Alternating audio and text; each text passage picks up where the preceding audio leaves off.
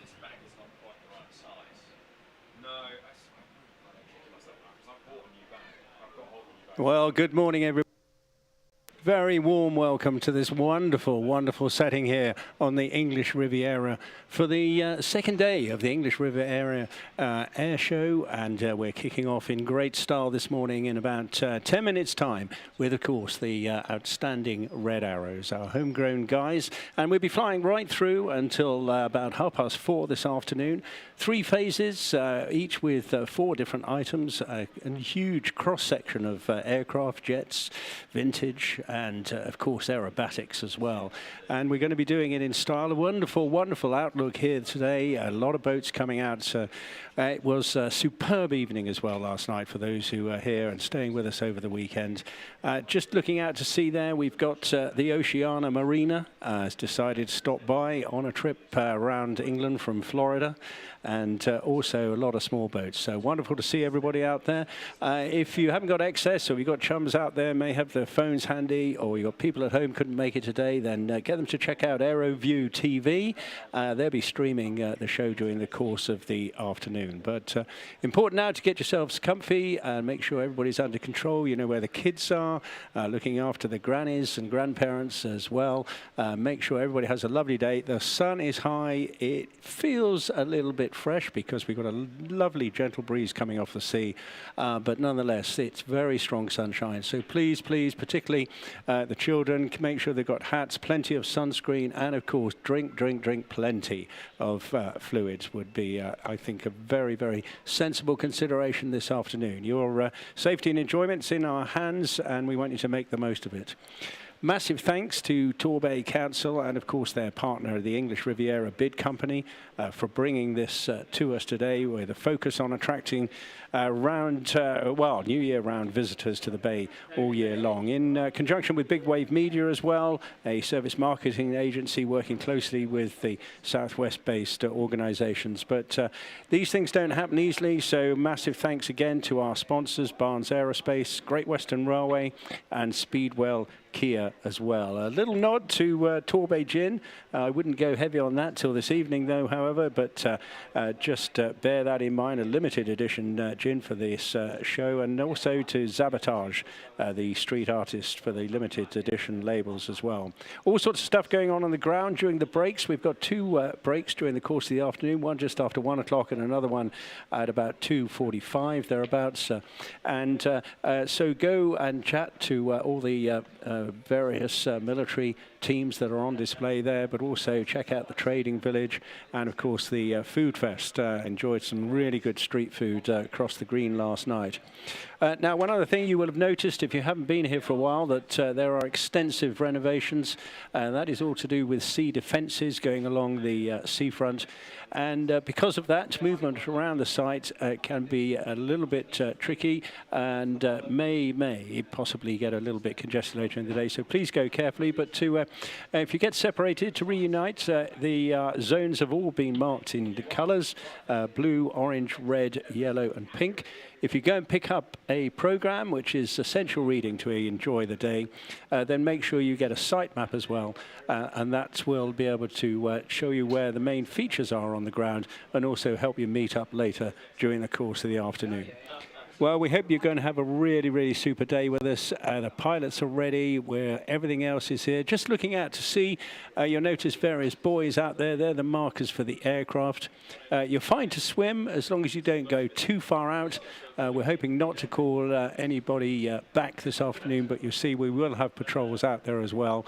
But if you're kayaking or you're boarding, please do not go beyond the yellow swim line, as that will interrupt the flying display program. So my advice to everybody there, please stay close in to the water's edge, and you'll be perfectly safe there to have a dip and watch the aircraft at the same time. Well, we're just getting everything ready now. Of course, it's not just safety on the ground that matters, but that in the air. We sort of sanitize the airspace, sanitize also the sea. You'll notice that the boats are a long way back, and that is because we've declared what we call a maritime exclusion zone for the course of the flying, and we have a big box of sea there over which the aircraft can do their thing, so that everybody on both sides of this bay can enjoy the flying throughout the course of the afternoon. Okay, well, I'm just going to go and check myself that we've got everything sorted to start on time. You'll be glad to know that Red 10 is already here, and he's happy to go, and the sky is epic, and I think we're going to get a full show today. So get yourselves organized, teas, coffees, snacks, whatever you need, and make yourselves comfortable for what's going to be a cracking day.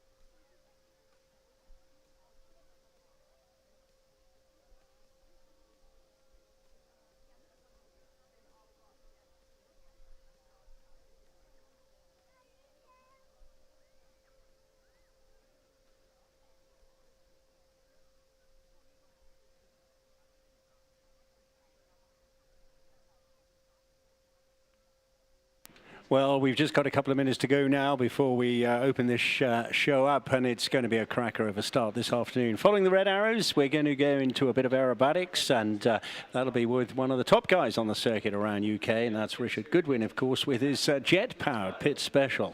Something really exciting to look forward to. After that, so we go back in time a little bit with what is now very much a vintage jet from the Jet Provost family. It's going to be a Mark V in this instance. And then the BBMF will be with us, always favourites, of course, and very poignant to have at any air display. Today, without the Dakota, sadly, but we've got the Hurricane and Spitfire pair who did a marvellous performance last night, and I think you'll look forward to that. During the course of the afternoon, we've then got the Wingwalkers, always popular, of course. Navy Wings contributing with 3 different items during the course of the afternoon, and an additional Navy asset in the form of a Wildcat and just a single solo Black Cat here this afternoon. That would be followed by the Starlings, and of course we're going to tail off this afternoon with the mighty Typhoon. Well, I'm just looking out of the window now. Red 10 scrolling through his machines, looking pretty ready to go. We've got the nods. Airspace is clear. Ladies and gentlemen, I want a warm, massive Torbay welcome, please, for Squadron Leader Stuart Roberts.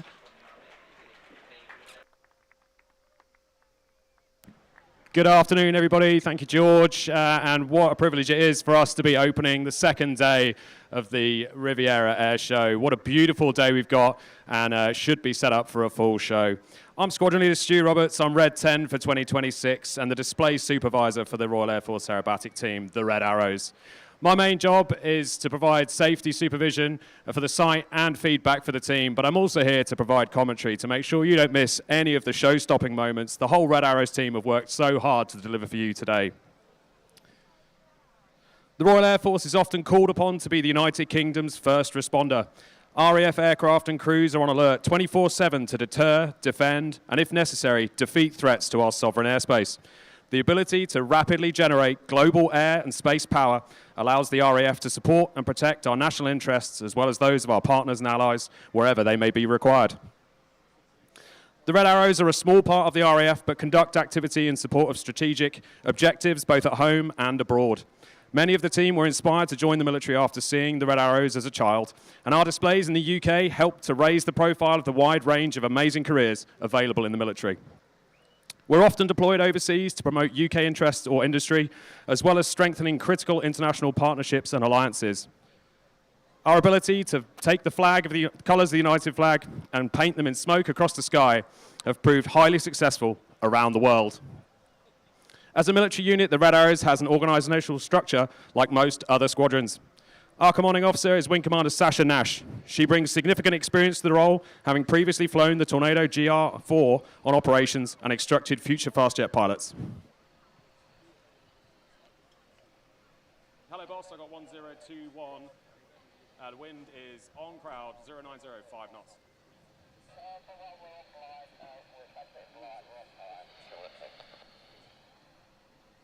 Ten. Yeah, well, I can hear them, but they can't hear me.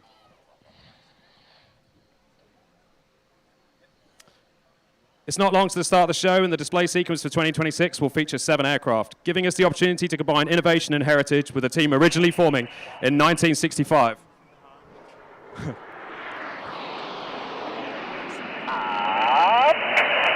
we go. As the team pull up, you'll see them collapse into 7 Arrow.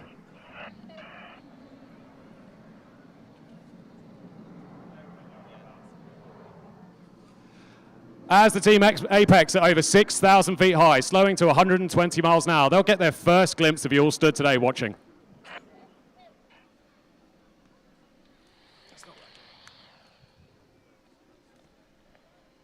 Yeah, thanks.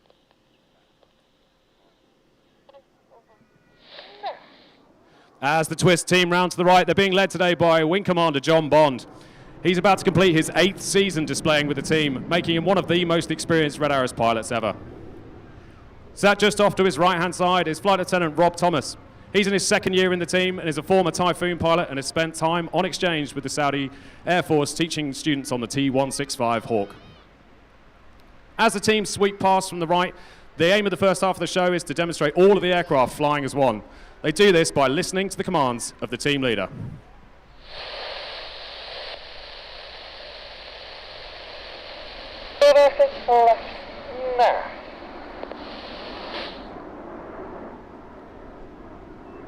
Sitting off to the left-hand side is Flight Lieutenant Andy McKeown. He's a former F-35 fifth-generation fighter pilot from RAF Marham. He's also been on exchange with the United States Marine Corps flying the AV-8B Harrier II.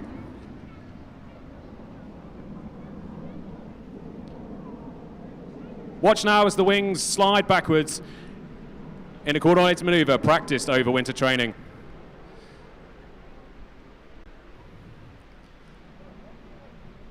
As the team roll out, this is our nod to Concorde.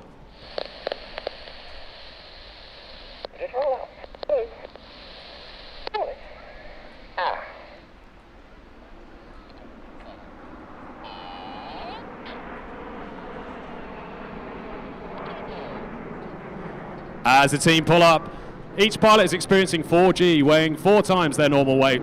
Reds 4 and 5 are sliding into the back of the shape to make Eagle.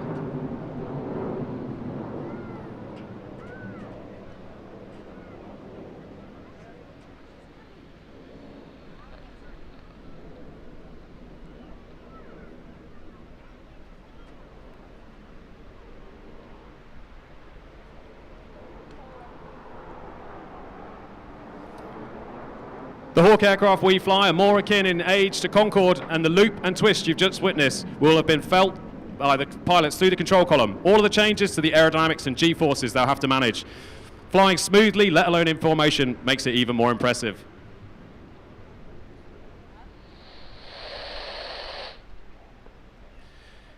Keep watching as Red 7 slides from the middle of the formation to the longest shape for this year's show. Wherever they are in the display, they continuously look at the team leader for the referencing. As they come round with a splash of colour, this is Blackbird.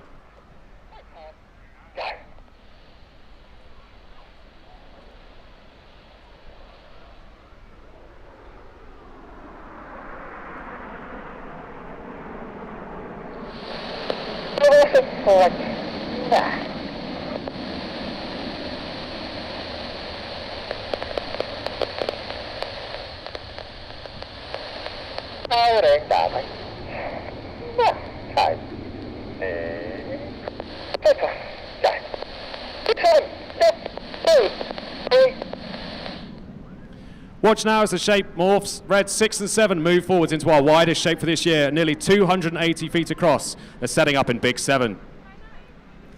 This is one of the most technically challenging parts of the first half coming up, and in an impressive display of coordinated flying. Keep watching for the colour in the Big 7 roll.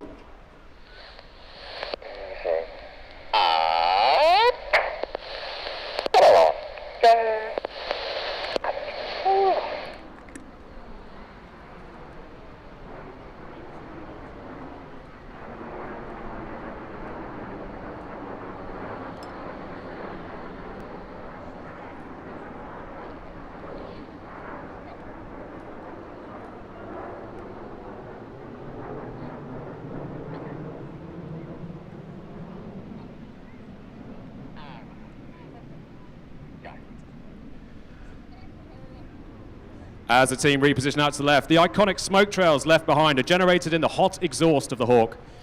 Each aircraft can hold white, red and blue, but with only 5 minutes of white and a minute each of red and blue, the colours have to be carefully choreographed to maintain for the whole show. The aircraft are now decelerating and putting their air brakes out to increase drag and setting up for a manoeuvre not seen for over 30 years. The pilots are going to conduct coordinated rollbacks while changing colours from the inside to the outside of the formation. I'll let you enjoy the sights and sounds of rollbacks.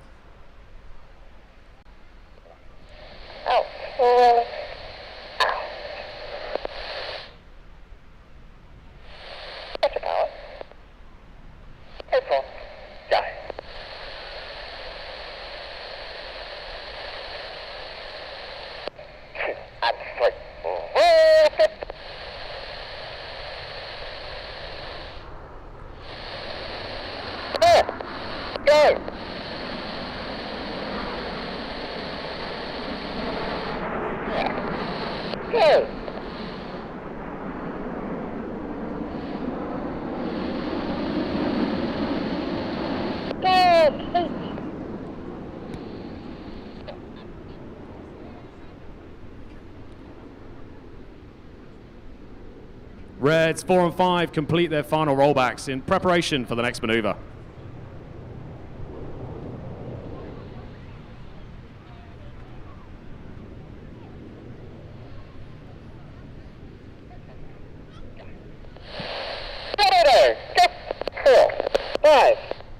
Reds 4 and 5 acknowledge the move into Tornado and slide off the wings in preparation for the next phase of the show. Red 4 is Squadron Leader Chris McCann. He's a former Tornado pilot and has been on the team for 3 years. Red 5 behind him is Flight Lieutenant Dustin Wales. He's a Typhoon pilot who's operated internationally in the test and evaluation role and as an instructor. Setting up from the 45, this is Tornado.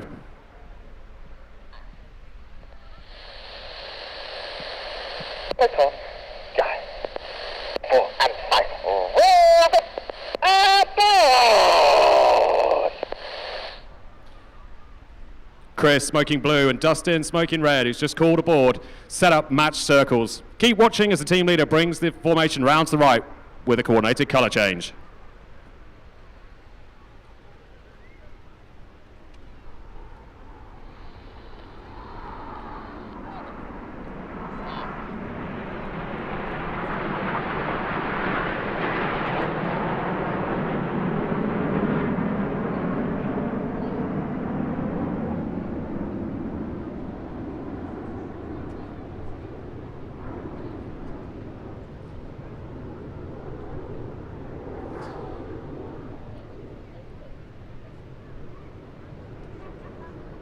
While watching the show today, Royal Air Force assets and personnel are currently deployed across the globe on a number of exercises and active operations.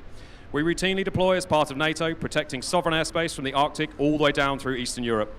Whether supporting humanitarian response, maritime patrol, or striking deep within hostile territory, the RAF has a unique ability to rapidly deliver precision effects across the globe. As we begin the second half of the show, we aim to demonstrate this flexibility and agility as the team breaks down into smaller sections and more dynamic maneuvering.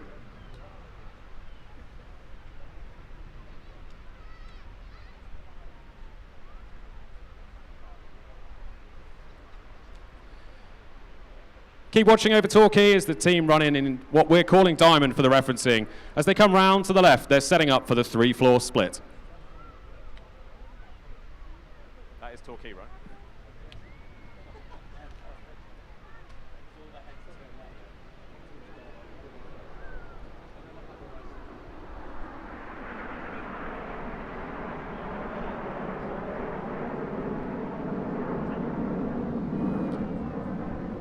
As the team split, you'll see Reds 1, 2 and 3 continue to the left-hand side. Reds 4, 5, 6 and 7 are out to the right. The 4 ships to the right are being led by Red 6, that's Flight Lieutenant George Hobday. He's in his third year with the team, as a synchro leader, and he'll be leading the second half. For the first head-to-head pass of the show, the pilots are looking out, visually judging the miss and assessing the cross.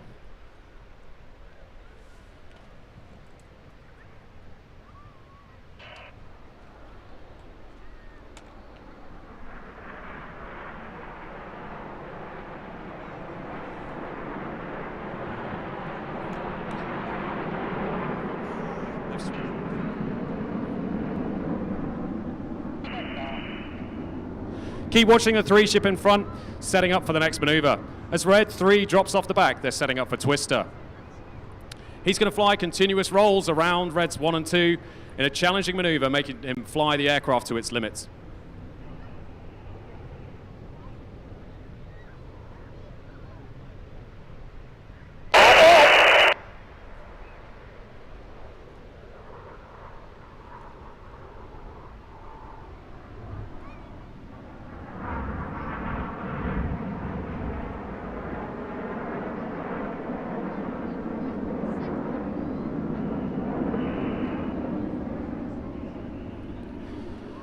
As he flies around, remember those colour changes are being made by the pilot in cockpit, so not only is he flying rolls, he's also pressing buttons to change the smoke colours.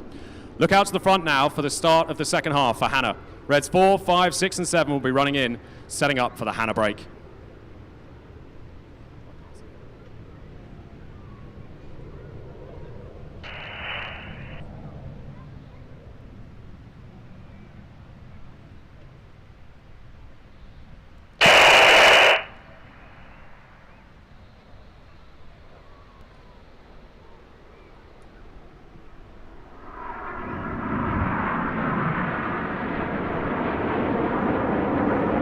Reds 4 and 6 are running out to our right-hand side. Reds 5 and 7.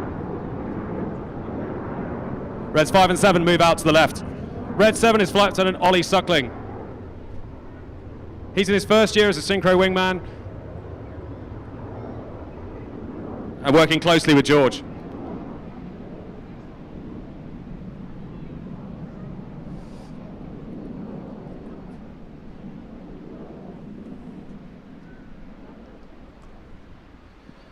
The team is setting up, diving down from about 4,000 feet, aiming for 100 feet above the sea, using points they've referenced from the mapping.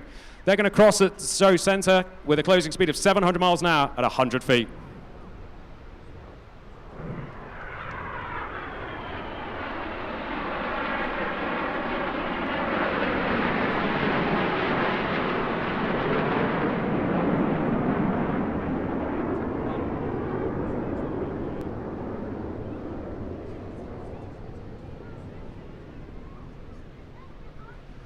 At the ends of the line, Red 6 and 7 pull 6G and go vertical, setting up for boomerang.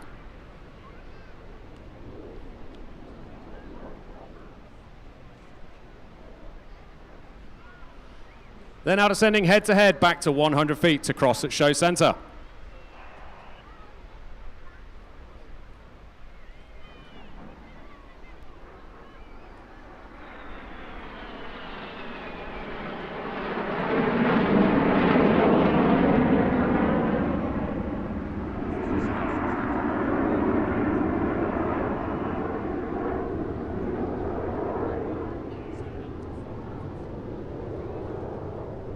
As synchro depart crowd front, look out to your right-hand side for Reds 1, 2, 3, and 5.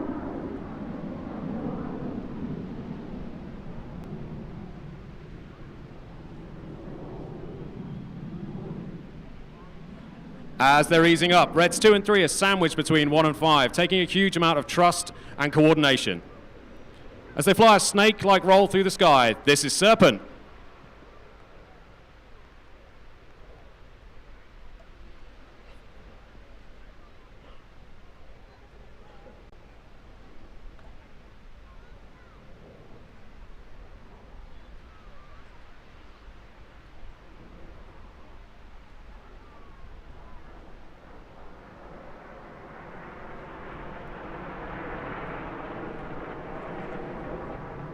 There's no break for the pilots. As they continue around the circle, they're moving forwards into a challenging formation reference in line abreast that we call Tango.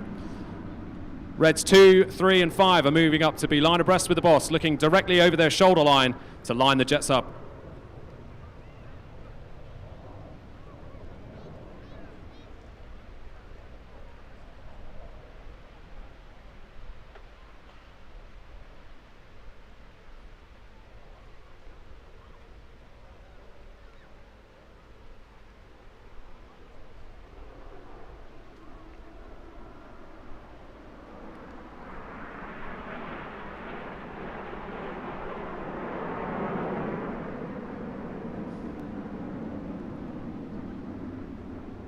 As the jets depart to our left, look out to the front for Synchro running in, setting up for another world-famous Red Arrows maneuver. Service in the military is demanding but incredibly rewarding, and none of us could do our jobs effectively without our families, friends, and loved ones. The heart today is to recognize their dedication and thank them for their continued support.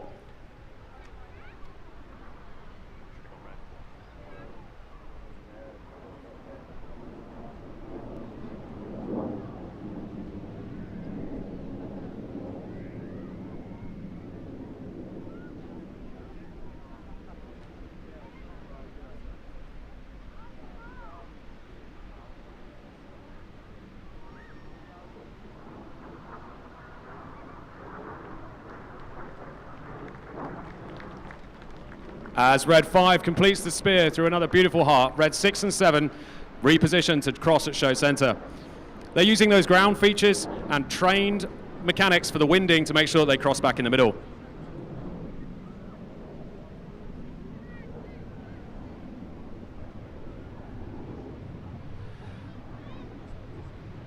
Watch for the rolls as the team set up for circus.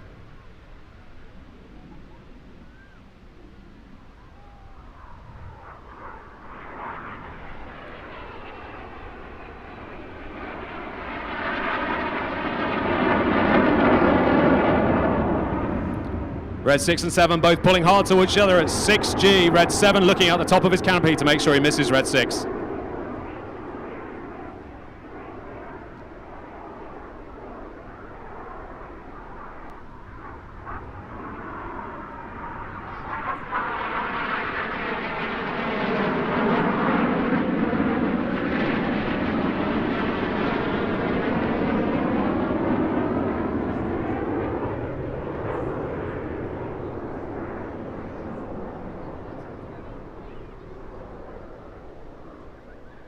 As synchro depart crowd rear, look out to the left over Torquay for Reds 1, 2, 3, 4 and 5, setting up for vert break.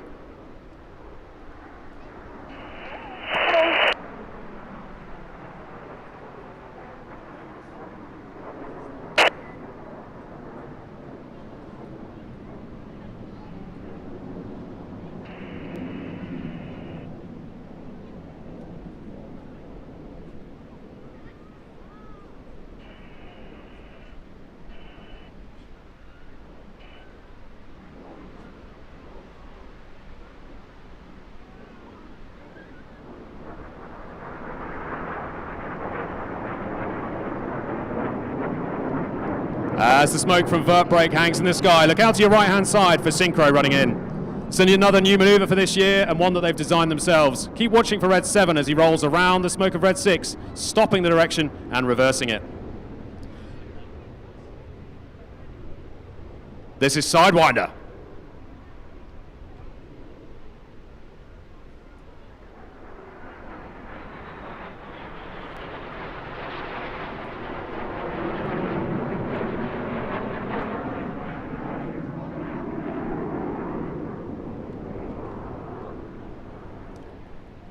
We adjust and change our display sequence every year with Synchro and the team leader working hard to make sure that it's an exciting display that fits for the fuel burn and the smoke constraints that we have to maintain.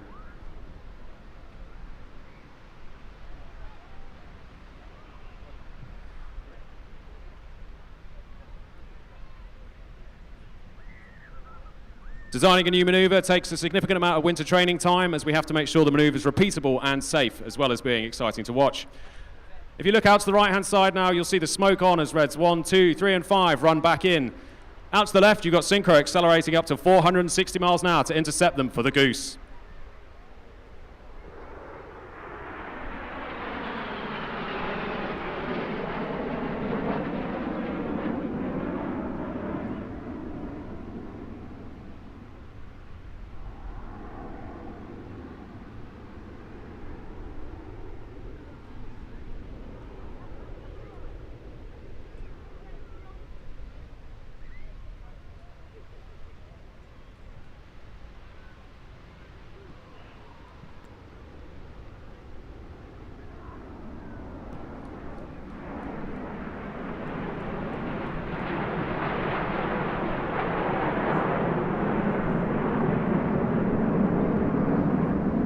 As the aircraft depart to our left, they're all going to rejoin to the crowd front to set up for the finale of the display. It's important to remember that the 7 aircraft and pilots you've seen today are just the tip of the iceberg that's required to make this happen. Bolstering the 7 display pilots, we have Reds 8 and 9. Flight Lieutenant Matt Brighty is flying in the back with Red 2 today, and Flight Lieutenant Christine. They haven't flown in the display today, but are vital for our 9-ship flypast and facilitating other display activity. They'll be joining the aerobatic display from 2027. We also couldn't do this without our extraordinary ground-based team, known as the Blues. They fulfill a wide range of roles, from mechanical engineering to armourers, logisticians, and visual communicators.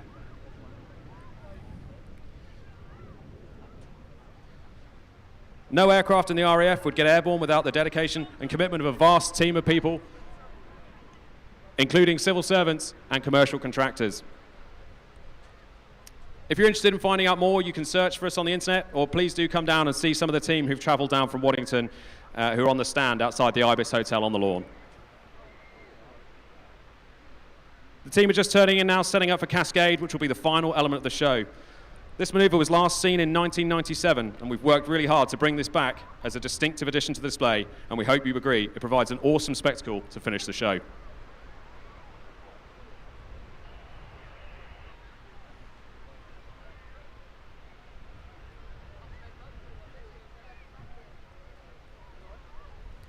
The team will loop directly in front of us up to 6,500 feet before departing, over our heads back to crowd rear.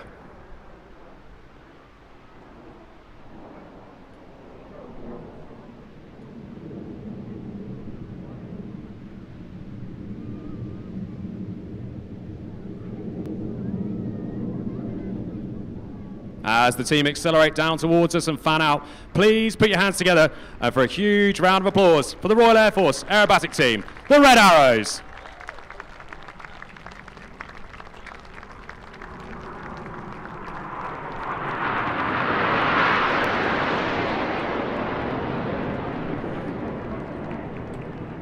On behalf of the Royal Air Force and the Red Arrows, we hope you enjoyed the show and would like to thank you for coming out today, supporting these events and appreciating how amazing aviation is.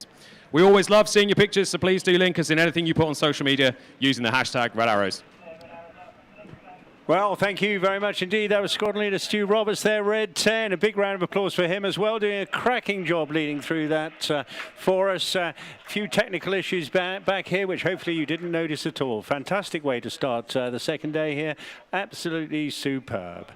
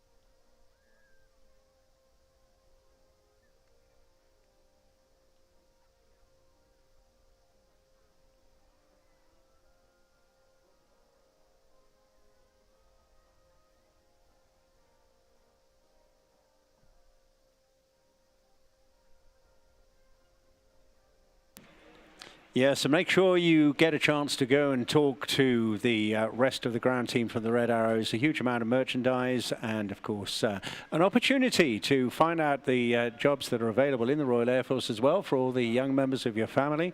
There are also experts and experienced soldiers, sailors and airmen all along the back of the green this afternoon. You can chat to the Navy about their aircrew opportunities as well as the Royal Air Force.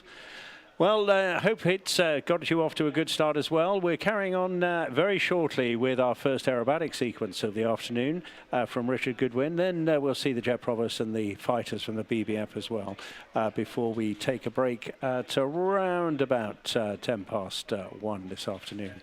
Do pick up a program. It's vitally important stuff, really, because it's not only got some great photographs and, of course, background information relating to all the air shows here this afternoon, but excellent information about all the activities on the greens, and don't forget, of course, music as well. We've got activity right through the course of the day on the stage, and that'll be interspersed between the flying displays coming up later on this afternoon. We've got the Rock Choir at 1:30, Kate Hall at 4:30, and then once the flying is finished, we've got Emma Pick, Tudo Tribe, and finishing off the evening's rock on the green, we've got Soul Function this evening. So great amount to stay around for and enjoy this wonderful geographic location of the English Riviera. Well, we're going to see something very, very different coming up in the next few minutes. But looking at the schedule, we just have a little bit of a gap, and that's partly due to airspace management. We have to ensure that the red areas are well clear and that no other aircraft are in during the course of those opportunities, and of course while they're clearing the airspace as well. So we'll just take a very, very short break and be back with you very shortly.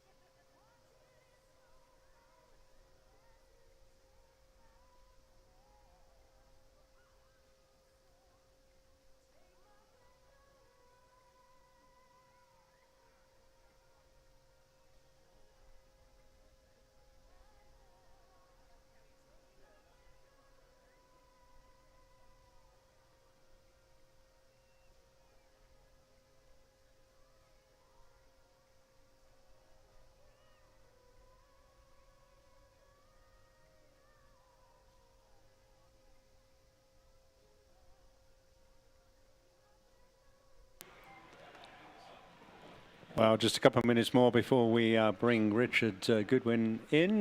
But reminder, first of all, sunshine, sunscreen, drinks, please, hats for the children. And keep an eye on all your belongings as well as your family. If you see anything remotely suspicious or anything that concerns you, please just speak to any members of the volunteer crews around the site. They're in red T-shirts featuring the Torbay Airshow theme, and of course all the Riviera branded individuals will help you, as well as the we have police on duty and others in yellow jackets, and they're all here to help you. Make sure you locate the lost and found information area. That's on the pier approach track right through between the northern and middle greens. They're there to help you as well. And it's a great rendezvous area should you want to, or should you get a little bit lost during the course of the day. Wristbands are available for the children. Good opportunity to just put your telephone numbers on the wristbands there so that we can help you reunite during the course of the afternoon as well. But we hope you won't have to stretch to that, and you have a very pleasant afternoon.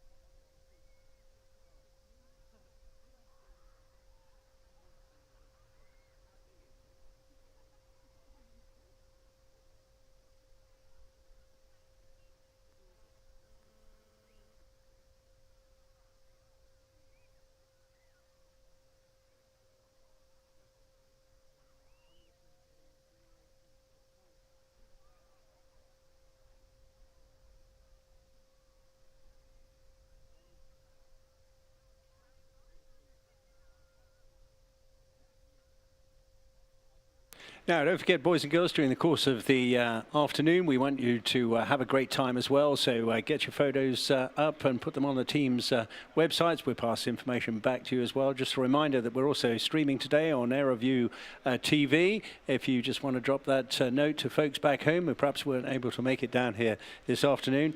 And give the guys a good wave off as well. Generally speaking, each of the teams, solo or otherwise, will fly down the beach, rock their wings a little bit, and it's a great opportunity. They just love seeing the appreciation. Of course, they can't hear anything in the cockpits, then they're fully focused on getting the flying absolutely spot on. But right at the end, whatever you've got, hats, coats, umbrellas, give them a massive wave off. Now, we're keeping our eyes peeled out to the right-hand side.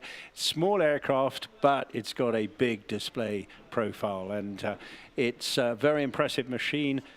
Goes back through the years. This brand is Pitts special, but it's got a massively long history back to the mid-40s when a guy called Curtis Pitts came up with an aircraft designed specifically to compete and win aerobatic competitions. And it was made famous by some early pioneers.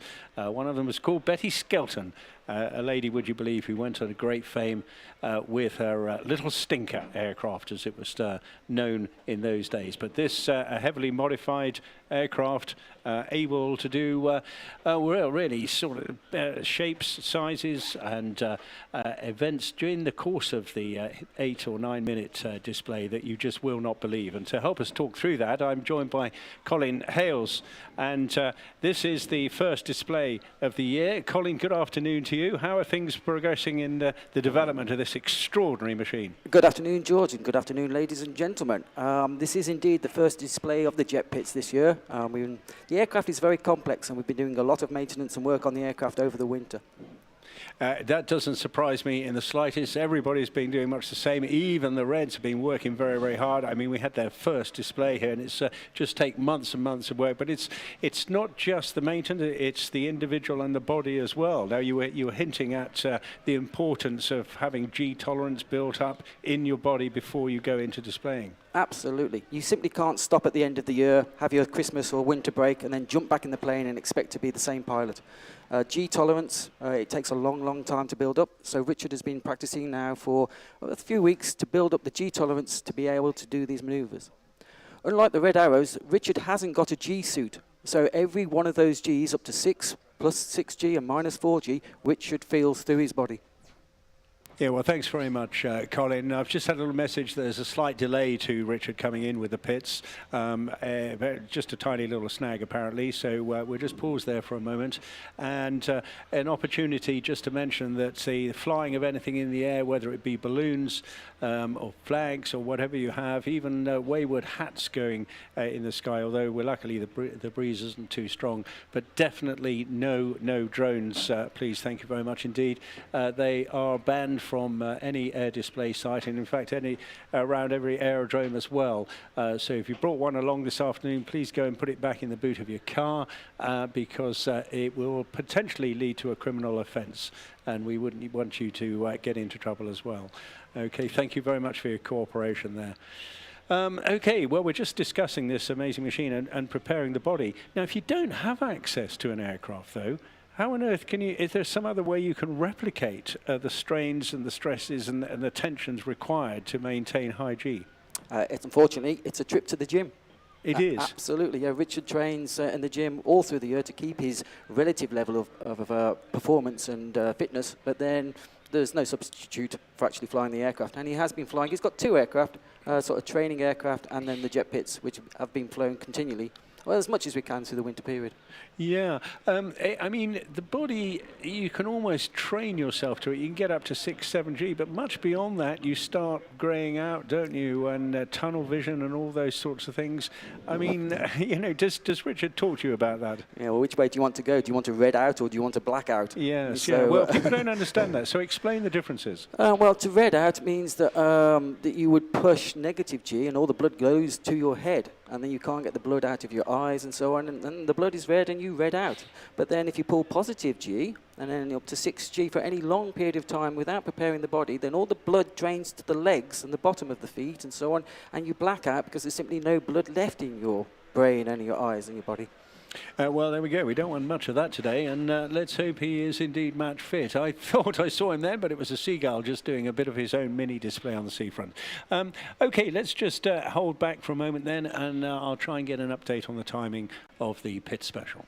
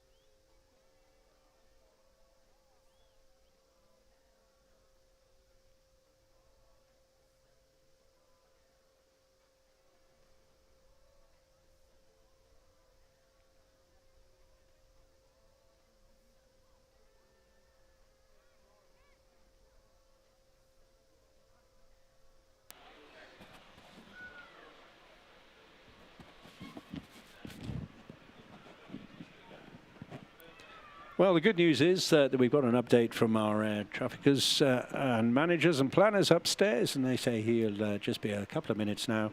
And I wonder, Colin, what sort of mental routine he goes through in this. Does he get in? Obviously, the pre-flight checks are standard in getting in and getting airborne, but the transit down, how does that affect his preparation for the display itself? Well, absolutely.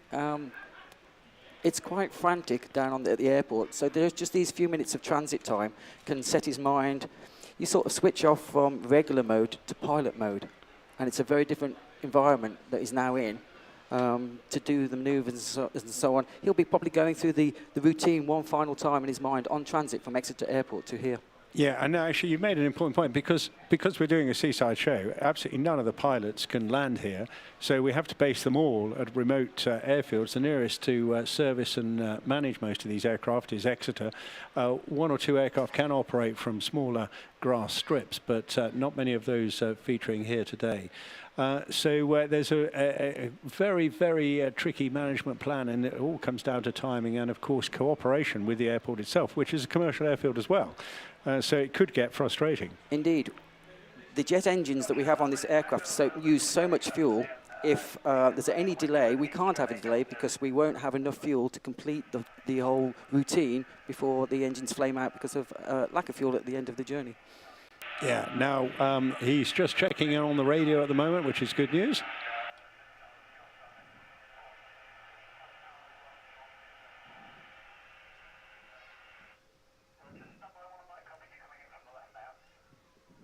Okay, just to cut short his transit down, he's decided to come in from the left-hand side, I just hear.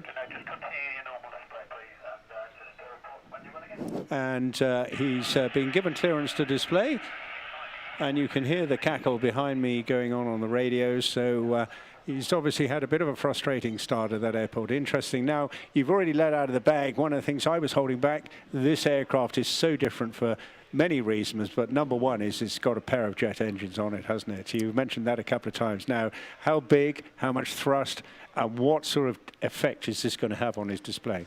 Indeed, this aircraft is a hybrid aircraft, so it's not only got a petrol engine producing about 1,500 pounds of thrust, but it's got two jet engines supplying another 350 pounds of thrust each, so totaling around about 2,200 pounds. The aircraft isn't that heavy, so that allows this aircraft to hover stationary in flight. Yeah, that is just extraordinary, isn't it? Just like a Harry, and he certainly does it, and you're going to see it, and you're going to see a whole range of other things as well.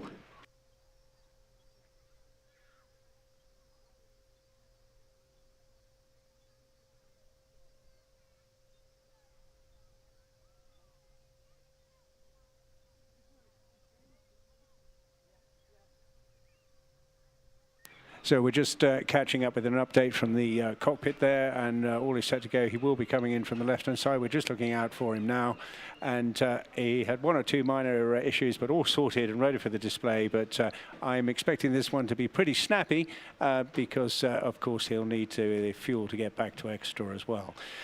Sorry, we interrupted you there, Colin. That is a serious amount of thrust for a very small aircraft. How is the airframe itself modified to manage all that? There's increased flight controls of the ailerons, elevator and rudder.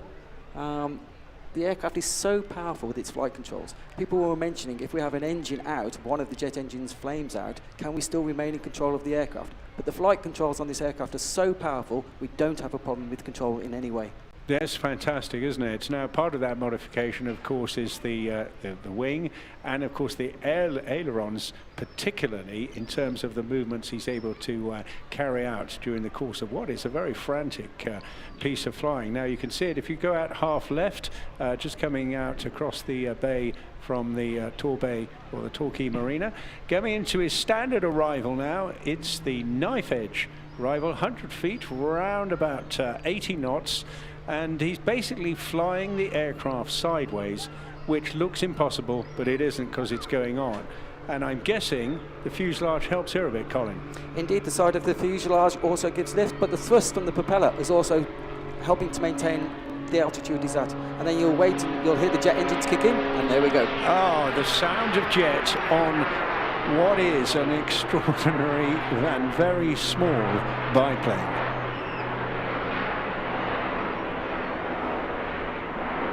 Turning, here we go, first hover of the day, but he's bringing it back over himself, upside down at the moment, into a couple of snap rolls right off the top there. And using that energy now, although we appreciate how much thrust he's got in these engines, there's no doubt that height converted into speed gives him a lot of energy now to pull up into a wonderful spiral tower. Well, it's a vertical climb, just putting in a few rolls there. And letting it fall back in initially a flattish spin, and falling back through his own smoke. The smoke absolutely essential for many reasons. Certainly helps us keep a visibility on him, but of course at the same time it has an aesthetic effect in the display itself. Now, already warming himself up there, he's not only pulling G, but of course he's almost disorienting himself by pulling those rolls so tightly. Here we go, inverted, going through about 245 to 270 degrees, a lot of right rudder and a lot of left thrust. Now here, not exactly, it's in negative, but he's not pushing hard against it until he comes out of that. And then the transition, Colin, between negative and positive, that must be very demanding. I can't do it. I simply can't do it. I don't know how he does it, really. It's exceptionally demanding. And that's where the training comes in. There's the jets coming back in again now. Give him that extra, well, it's 700 pounds of thrust combined. Now pushing up a little bit of negative, now pulling back into positive G. Feels a lot more comfortable, but the transition there, literally just a microsecond.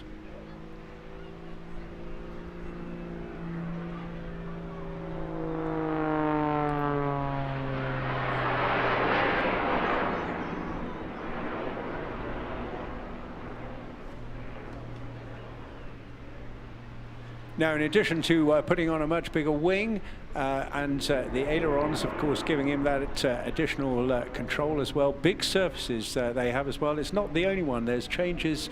Clearly, the engine itself is much improved over most pits in this class. But I understand the undercarriage as well. Absolutely. Performance is all about weight of the aircraft. So we've gone from the standard steel legs to so I can't say this, titanium legs, which are a lot lighter than the standard undercarriage on that aircraft. Now here we go with the Christmas tree. Talk us through this maneuver. I know there's another 150 odd days to Christmas, but we're bringing you along our Christmas tree, where Richard will get tighter and tighter and climb to the top. He'll hopefully come to a halt at the top of the Christmas tree, becoming the star at the top of the tree, and then he'll spiral down in a flat spin, making the trunk of the tree. Let's see how good he does this.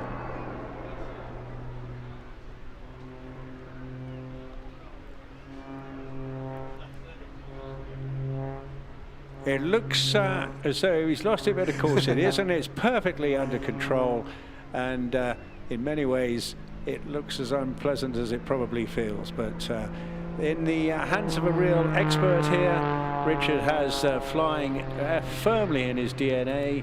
His father was a well-known hunter display pilot, and Richard himself trained in the Air Force and flew the Tornado before going then into commercial aviation. But this is what his passion really is, and this is what he spends most of his time in the hangar, I suspect, with you, Colin, tweaking this aircraft to absolutely get every ounce of performance out of it. He's just so passionate. I mean, I know that word gets used a lot maybe, but I don't know another more passionate person who's just wanted to use the Pit Special. He loves the Pit Special and then develop it to be able to do this sort of thing. And he was just coming out of another hover there, letting it, wonderful.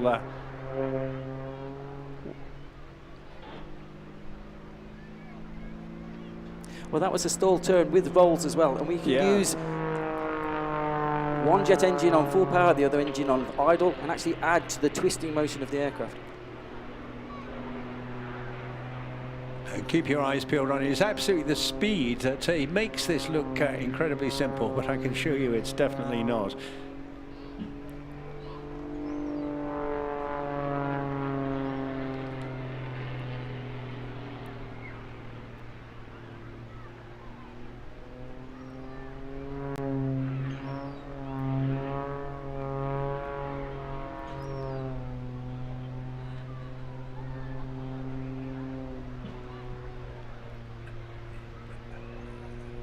as it comes down in that diagonal slide there, it's an opportunity not just to get a bit more energy, but also, I'm guessing that is engine cooling an issue that has to be managed throughout this as well? He'll just enter I'll just be quiet while he enters a hovering maneuver. Yeah.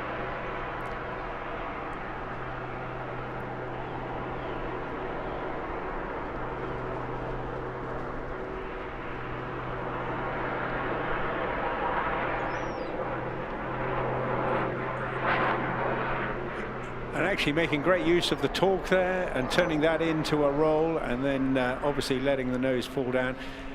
Heavy front end. Indeed, but as you say, this is not a helicopter, this is an aircraft. So as a helicopter hovers, its tail rotor can keep it from rotating, but this aircraft doesn't have a tail rotor, and so with the torque of the propeller engine, we simply can't stop the fuselage rotating in the opposite direction. It's magic, isn't it? Absolute magic. Look at that.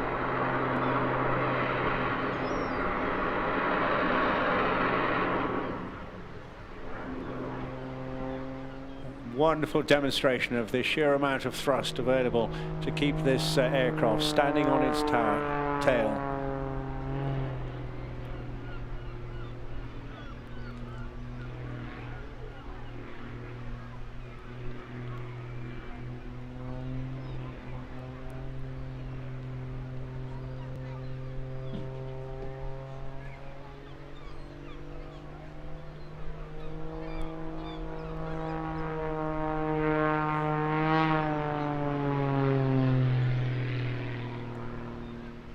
Very graceful, and that was almost slow compared to the previous sequence of maneuvers.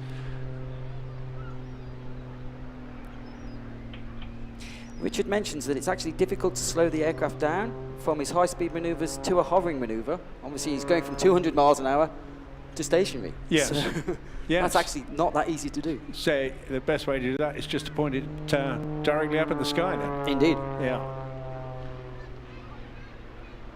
Now, I mentioned a little bit about engine maintenance there and cooling. Is that an issue during the course of... Oh, here we go into another hover.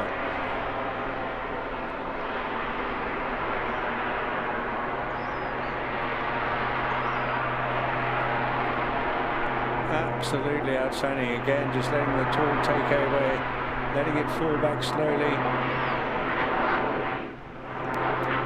Head drops down, then using that weight back into safe flight and building up that energy again.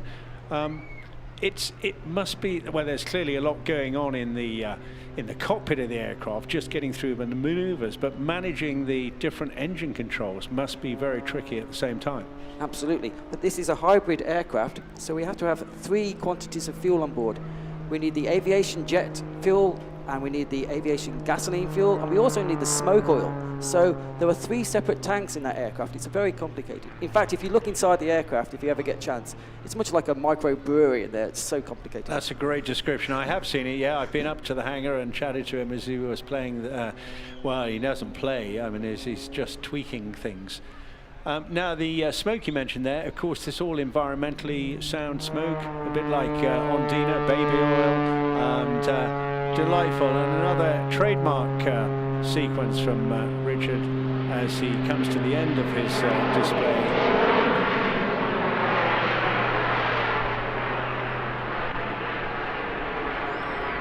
Going up to his what I think is now his final hover, around about 800 feet there, maybe nearer 1,000 at the moment.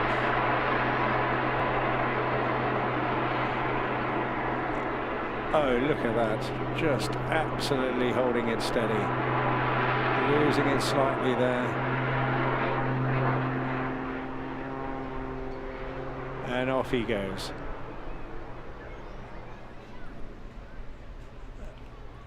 Absolutely terrific stuff.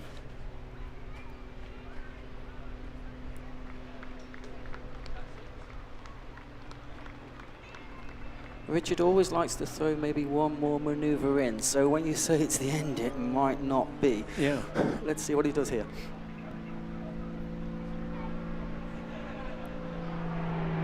Indeed, that's his final climb. Yeah. And a cracker too. He got a lot of height on this one, rolling it all the way up over his head, bringing it back. The world goes upside down for him, and there he is now, clearing complete. Back off to Exeter. Marvellous. Colin, thank you very much for that insight. Wonderful to have you along. Are you going to pop in and see us tomorrow? Absolutely. Well, absolutely. that'll just be true. We'll give him our very best regards and say that was a top show. Really, really outstanding performance. Thank you. Certainly will, and do enjoy the rest of the day. Radio. Bye. Bye. So that was Colin Hales there, the engineer brains behind Richard Goodwin's performance, and is leading through a long history of development of that particular aircraft. Okay, well, we're cracking on now. We're a little bit, just a tiny bit behind schedule, and we're going to see something equally, what can we say, jet noisy, but more vintage in the terms of an oldish jet Provost will be joining us very shortly. That'll be followed by the Battle of Britain Memorial Flight, and that'll lead us into our first break of the afternoon.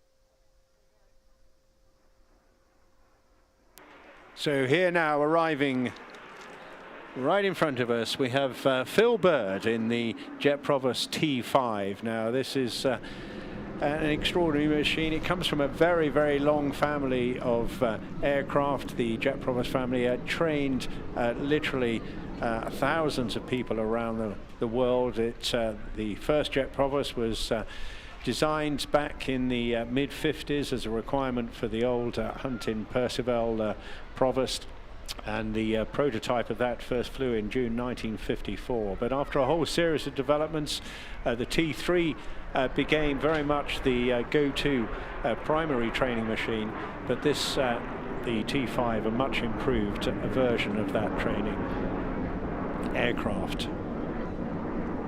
They were in service right through until the mid-90s. Now mostly retired, but examples of this are reasonably popular and in the hands of private operators.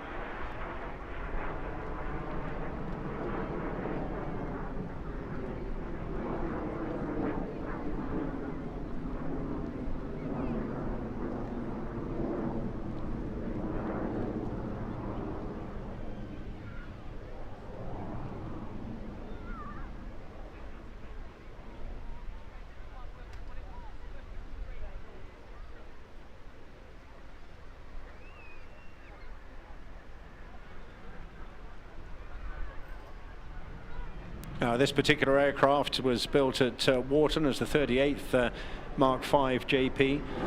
Entered service with 3 FTS at Leeming.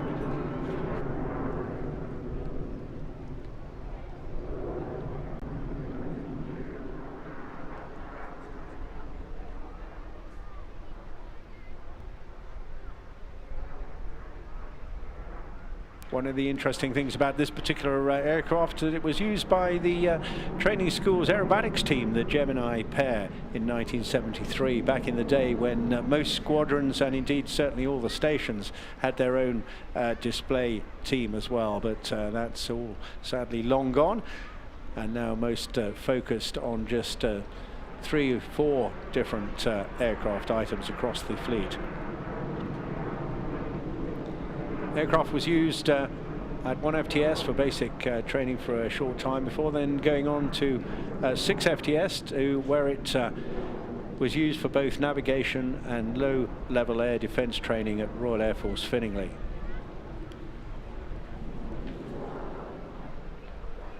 Phil Bird may be a name known to some of you because he's no stranger to air display flying.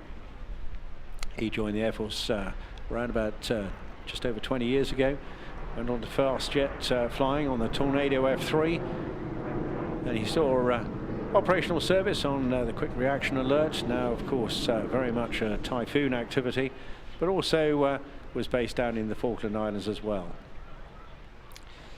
He's better known for having been the Hawk display pilot back in 2012. and featured within the Queen's Jubilee during the course of that year. He then went on to spend most of his the rest of his time with the Typhoon fleet, involved with Operation Shader, flying combat missions in Iraq and Syria. Nowhere near the power available in this particular aircraft, though. It's a Rolls-Royce Viper with a top speed of around about 420 knots and a reasonable range of G plus 5.5 to 3.5, and a high altitude of endurance about 3 hours, but generally between 1 and 2 hours.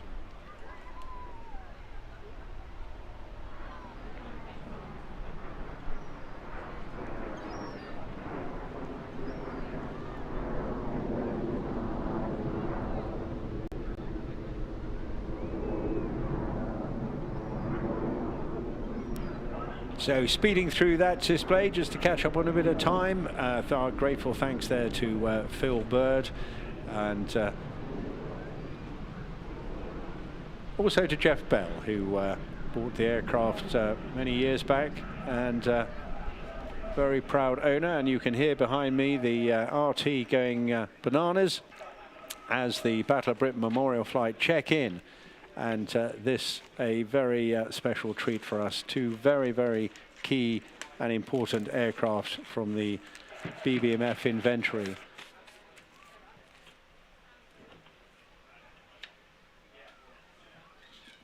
Almost 70 years ago now, the flight was established based on 3 Mark 19 Spitfires from the temperature, humidity and monitoring flight. The Battle of Britain Memorial Flight is now embedded firmly, of course, into our psyche and a key part of the aviation history of this country. Just a few permanent personnel manage it, and the rest volunteer, but of course have their own dedicated engineers as well. And it's quite an art, and in fact anybody thinking of going into aviation may well want to take an interest just in vintage and historic aircraft as well. It's a very important task, and certainly we need another generation of engineers as well as pilots to keep these aircraft in the air.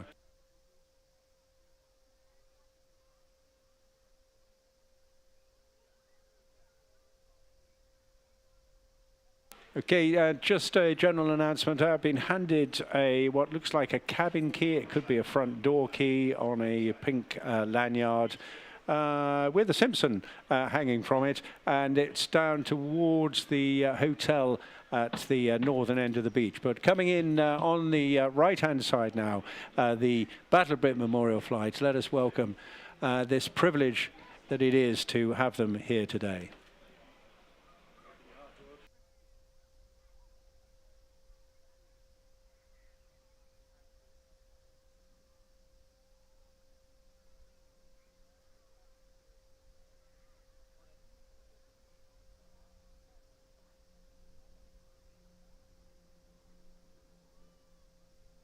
The wonderful sight and sound, the majestic Hurricane and the iconic Spitfire, and a pair of Merlins in tight formation.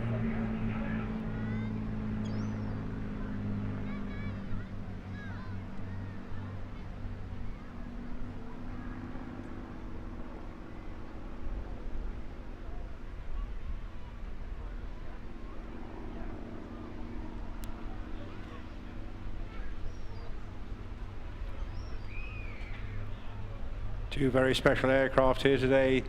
The Mark IIC Hurricane PZ-865 in the hands of squadron leader Ben Polwin, the last Hurricane ever built. It's also Ben's first year in this role as ops officer and Hurricane pilot. Leading from the front today, you may recognize the name of squadron leader Mark Sugden, or Suggs, to his colleagues in the even, I would say, perhaps more special Spitfire Mark II Papa 7350, because this is the oldest original flying Spitfire and the only original flying to fight in the Battle of Britain itself.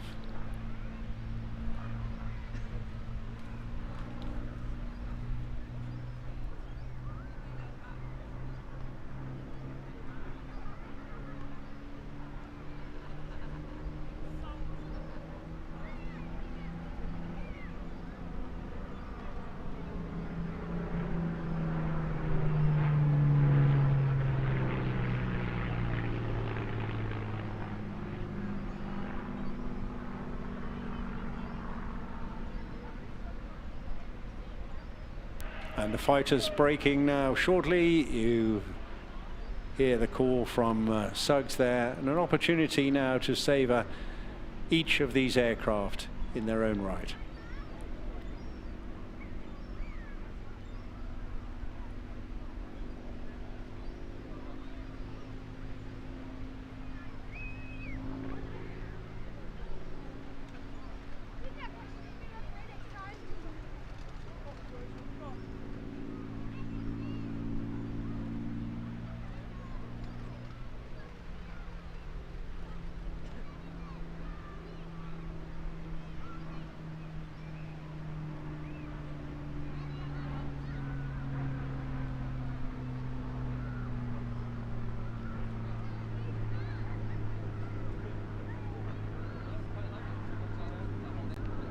So as the Spitfire clears off to the left-hand side, and a really good opportunity now for Ben to show off the lines of this extraordinary machine. It built back in 1944, the last of 14,533 produced at the Hawker production line in Langley, Buckinghamshire. Bears the inscription of the last of the many on both the port and starboard side.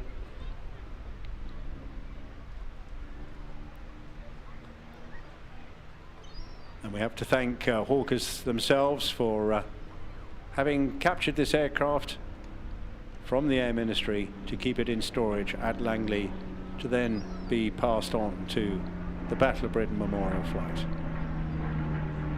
Had a prestigious history, not just having been the last, but also because it was flown by Group Captain Peter Townsend in 1950 when it entered the King's Cup Air Race.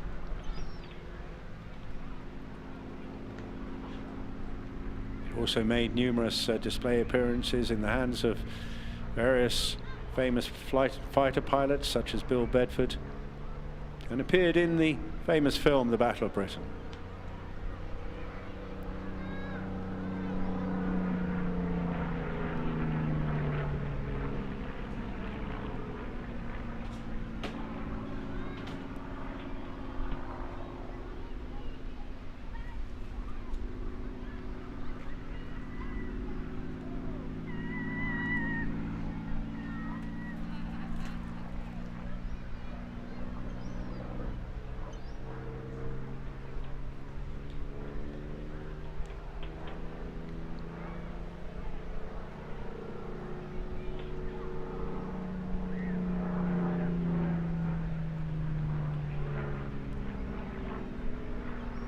The Hurricane was the first British monoplane 8-gun fighter, the first Royal Air Force aircraft to exceed 300 miles an hour in level flight, and the first production fighter with a retractable main undercarriage. It's well known that during the Battle of Britain itself, Fighter Command fielded more Hurricanes than Spitfires, and thus the Hurricanes achieved a similarly greater proportion of combat kills during the battle itself.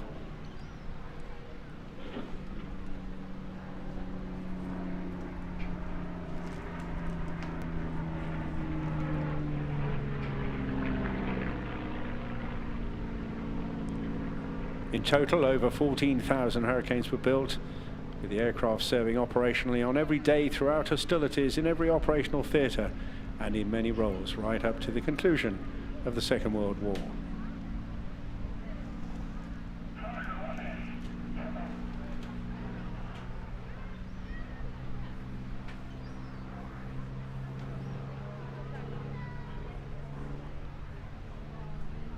Here in its night fighter livery scheme, representing 247 Squadron.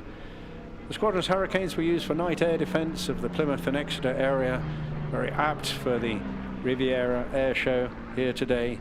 Also used for night intruder operations against targets in northwestern France.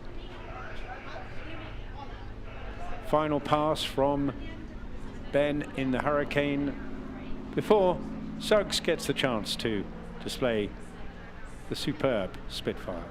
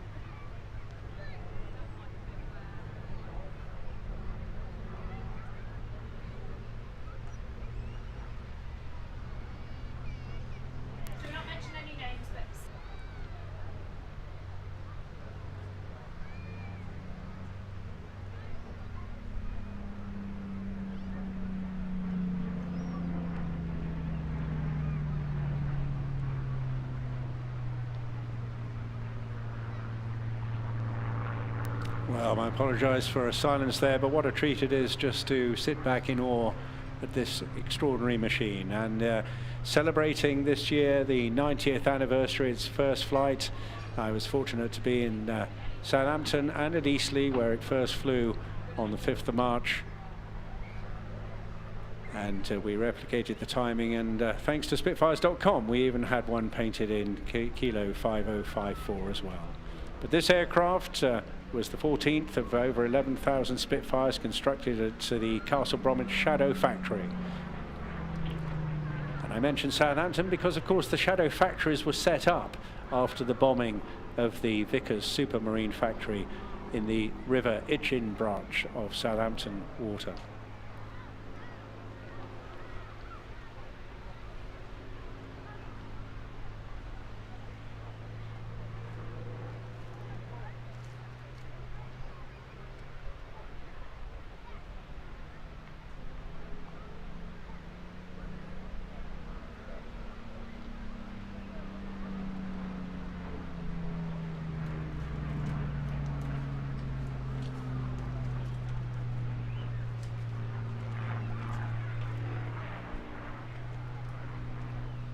Marvellous elliptical wing, and the thinness of the wing itself, just enough space there to put in the all-important guns and then later cannons in the Spitfires. Not necessarily the complete brainchild of Mitchell, but he definitely managed a team of expert designers and engineers who came up with a war-winning aircraft design, steeped in the membrane now of British history and mythology. An absolute joy and a pleasure to see so many Spitfires still flying around the United Kingdom.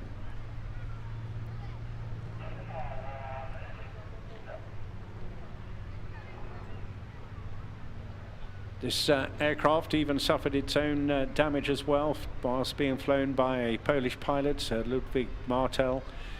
It was shot by a German Bf-109 with a cannon shell punching a large hole in the port wing. The pilot himself was also damaged by shrapnel, but managed to bring the aircraft down through 16,000 feet of thick cloud and forced landing in a field near Hastings. And as we complete that, Suggs completes his display.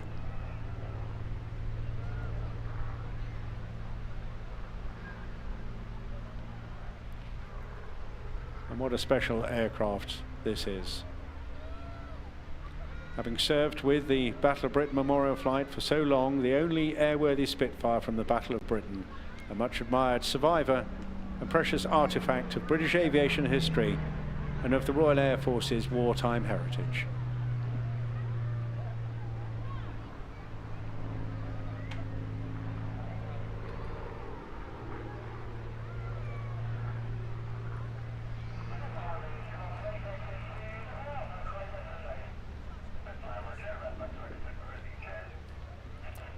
And there he goes off into the wild blue yonder.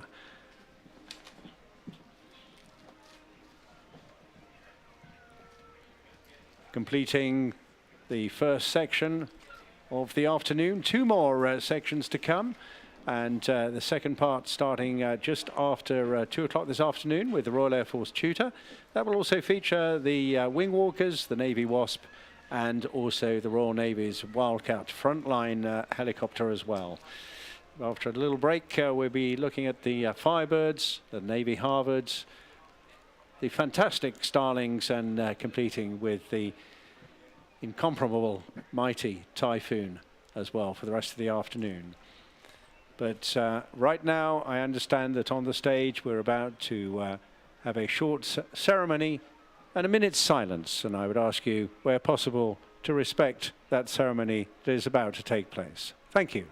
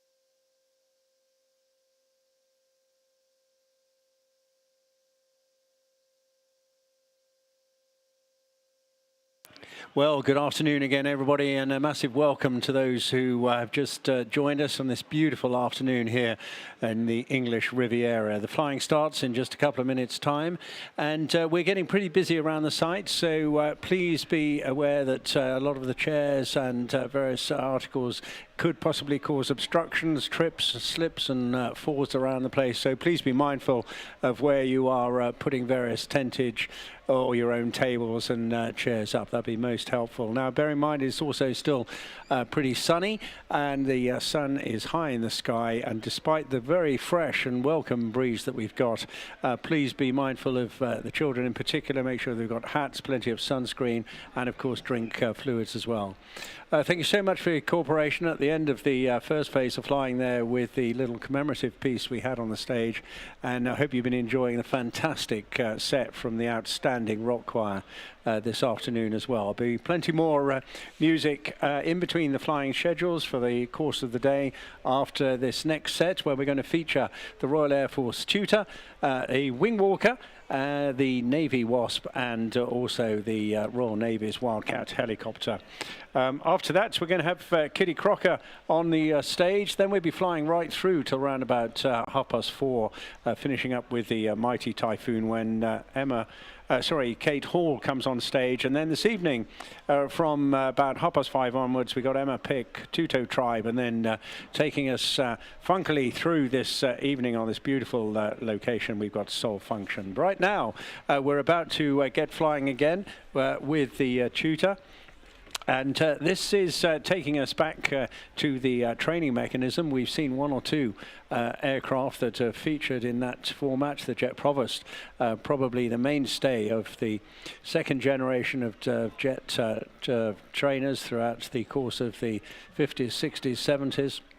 And doing a phenomenal job there indeed, producing our frontline pilots. But now all three services combined together in a basic training system, and that starts with a selection process and then an elementary flying training element there. So to help us lead through that and to see what our pilot is going to be doing today, I'm delighted to be joined by Flight Lieutenant Ross Edmonds, who's going to tell us what we're going to see next, which is what, Ross? Good afternoon, everybody. So we're going to be seeing a display from the RAF Tutor, quite a little perky small aircraft. A different display from what you've seen from the Red Arrows, not quite as loud, but still quite good combined in the centre, so it should be good fun for you today. To know, as alluded to earlier, straight run in centre, ladies and gentlemen, boys and girls. My name is Flight Lieutenant Ross Edmonds, Chief Display Manager, and flying towards us from centre, he pulls up, converting his speed into height to perform his first manoeuvre, the Hammerhead. Flight Lieutenant Rich Tamala, the display pilot today, born and raised in Cumberland, South Wales, and started his flying career in the Royal Air Force in 1996.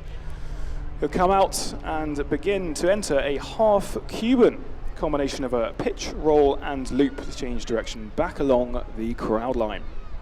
Rich's first year with display, operating at a base height of 500 feet, except his final two passes. As he approaches crowd center again, he's going to pull up for a loop. At the top of the loop, Rich will be inverted, experiencing total weightlessness and hitting 0G. On the way down, increasing G-forces and smoothly manipulating the aircraft to level out at 500 feet for you all. Rich will now conduct another classic aerobatic maneuver to change directions with the half horizontal. Unlike displaying fast jets, Tutor requires careful energy management due to its low power to weight ratio. This achieved through careful design of the display sequence. He rolls out and maneuvers the aircraft away from you as he completes a quarter clover.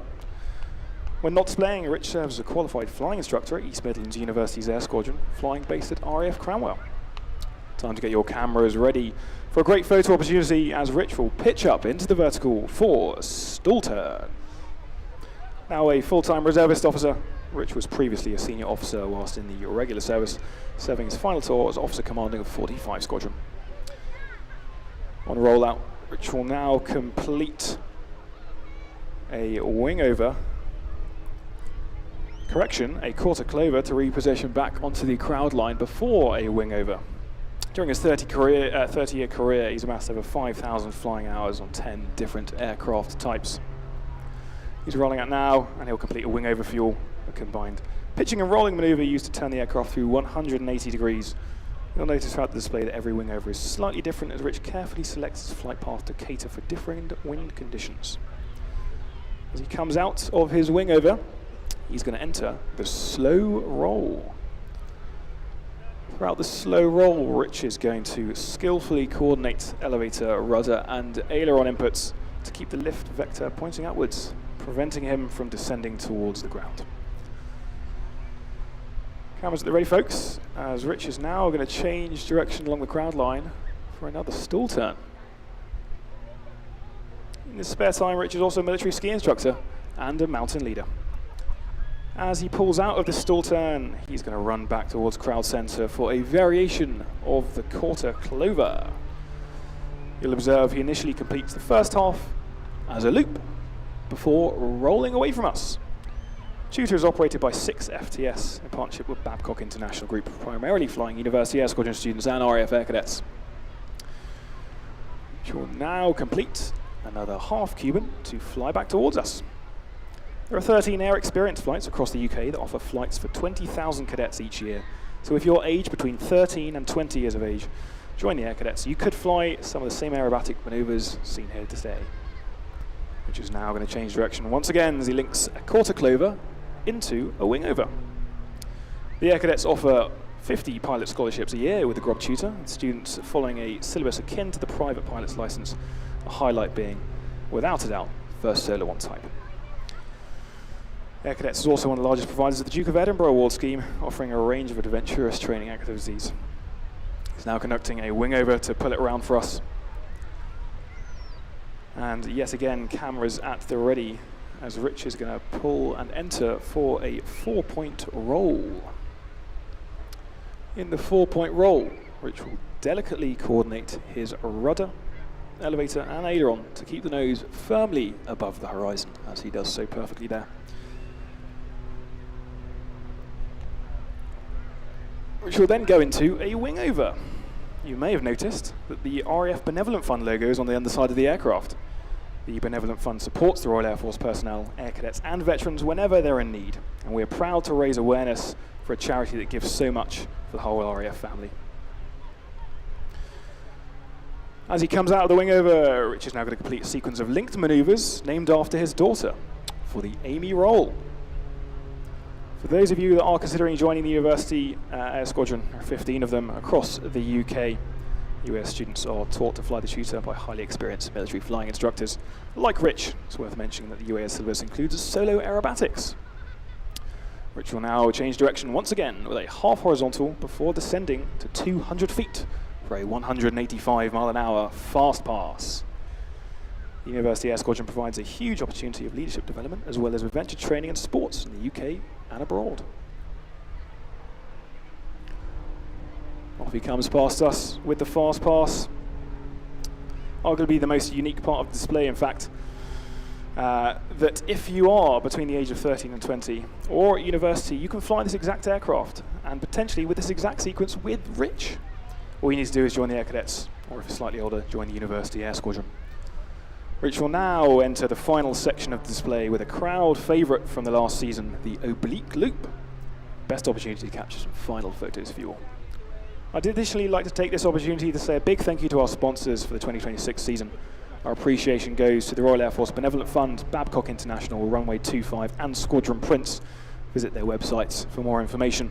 And feel free to pop past our stand. Rich and I will be there, and other University Air Squadron cadets from Bristol University Air Squadron. You can have a chat with us about anything. We're located in the pink zone. Flying a half Cuban here, he's going to bring the Tutor around for his final move of the waving pass, playing at 100 feet. Give Rich a massive wave. This is his last pass. Rest assured he can see you. Ladies and gentlemen, a massive thanks to the English Riviera Airshow for hosting us today, and for you and your support, ladies and gentlemen, boys and girls, the 2026 Royal Air Force Tutor display team.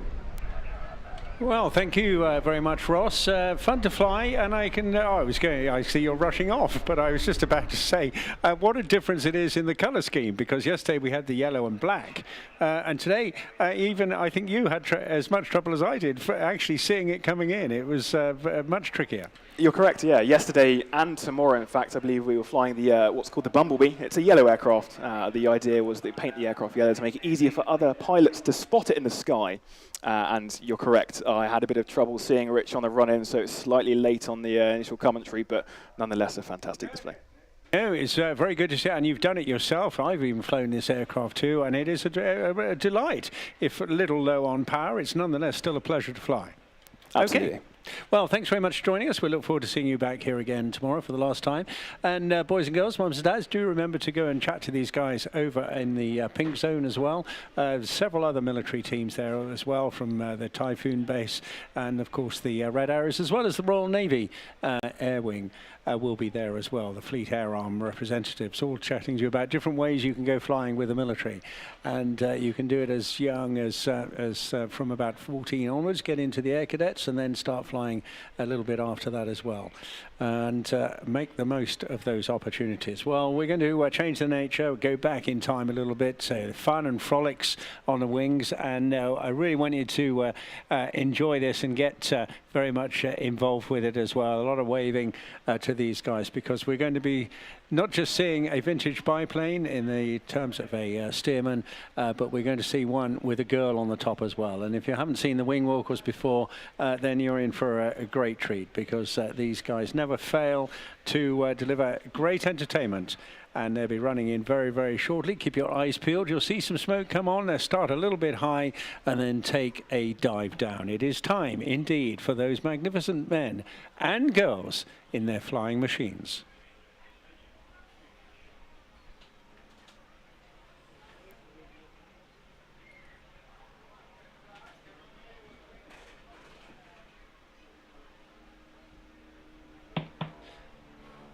And here we go with that big roar of that wonderful Pratt & Whitney engine right up there in the sky into the first loop. Sadly, only one aircraft today. We were hoping to see a pair of Stearmans and also, not surprisingly, another pilot and another Wingwalker as well. But taking us back to the days when there was an awful lot of fun following the Great War.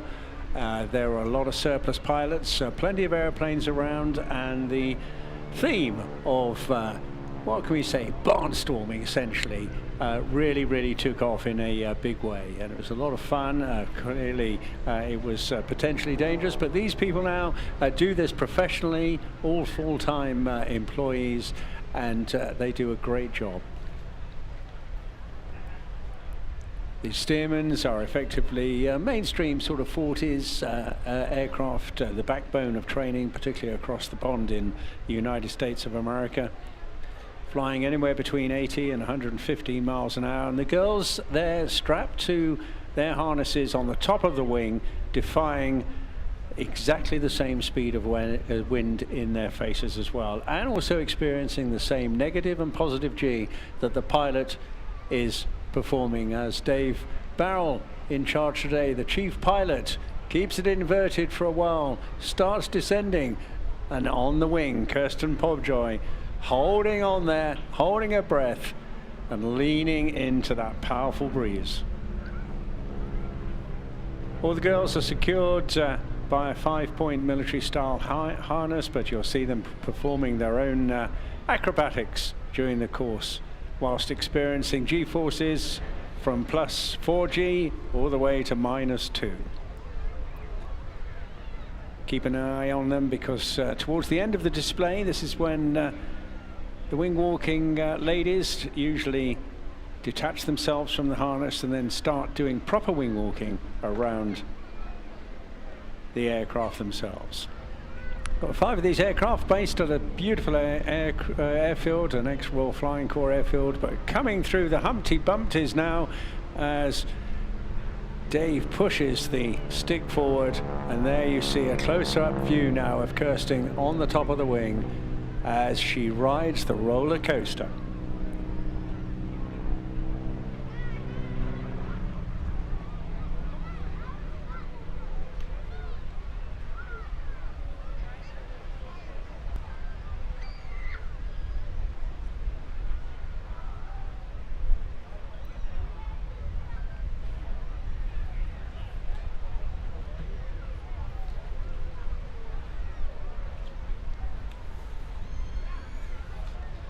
This particular team were founded back in 1984 by Vic Norman. They performed literally all over the world. You may well have known them in previous guises as the Cadbury's Crunchy Flying Circus, the Utterly Butterly Barnstormers, Team Gino, and then of course the famous Breitling Wingwalkers as well. They do around 60 displays a year, performing these breathtaking acrobatics whilst the pilot is flying his aerobatics. But all choreographed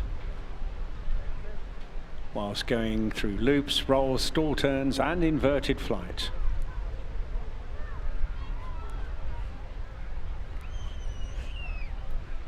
Stearmans were built in America as a basic trainer, as I mentioned, during the course of the Second World War. Nearly 10,000 of them were built, and they trained literally thousands and thousands of pilots. After the war, many were sold off and surplus and bought by farmers and converted into crop dusters. Many fell into disrepair, but a very popular aircraft. It's a lovely, roomy cockpit. These aircraft not standard Stearmans though. They've been modified with extra ailerons and a bigger engine. This Pratt & Whitney is a true, robust, reliable engine designed in the late 30s and kicking out 450 horsepower. With a big radial engine and a 10-foot diameter propeller. Coming out of that roll there, Kirsten now upside down. You can see her keeping her eyes on the various maneuvers she'll be performing as well.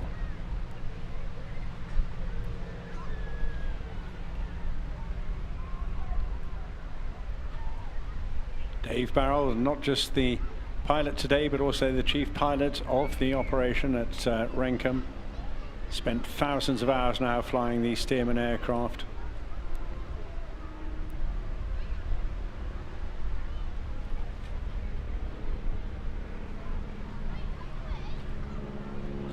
And a great joy it is, and in the perfect environment here with that beautiful color scheme on such a sunny day. Literally the seaside is a great place to see these performers.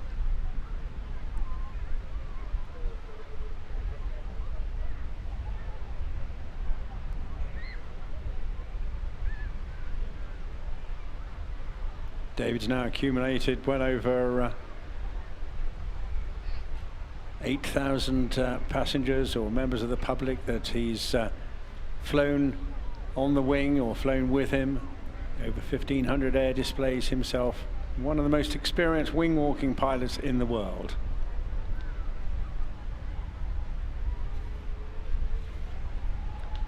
Now, a lot of the girls, it's a very prestigious role to apply for and very, very tricky to get in, and not many opportunities either.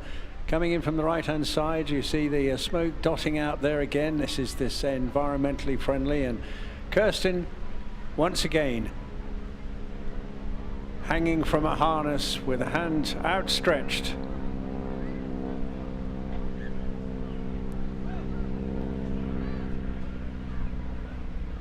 Just a beautiful sight.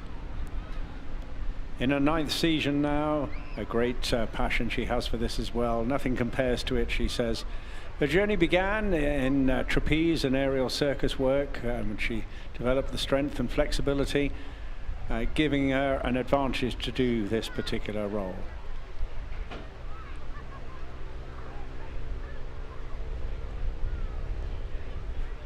When she's not climbing over her beloved biplanes, she channels her adventurous spirit into motorbike riding, teaching aerial circus, cooking, yoga, creating art, and very much an adrenaline enthusiast. She thrives on the thrill of aerobatics combined with acrobatics.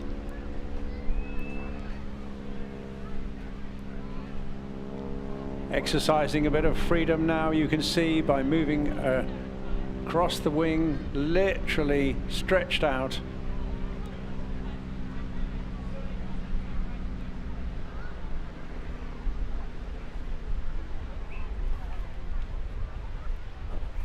A couple called Orma, Locklear and Effeldare very much made this a popular and rather expansive opportunity, literally for real, without any safety harnesses, which of course the girls now wear.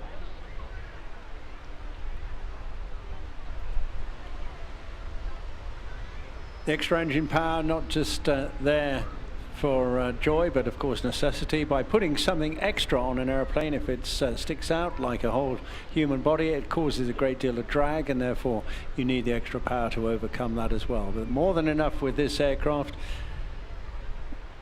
And the roar you hear is from that great 10-foot standard Hamilton propeller, where the tips are virtually going supersonic.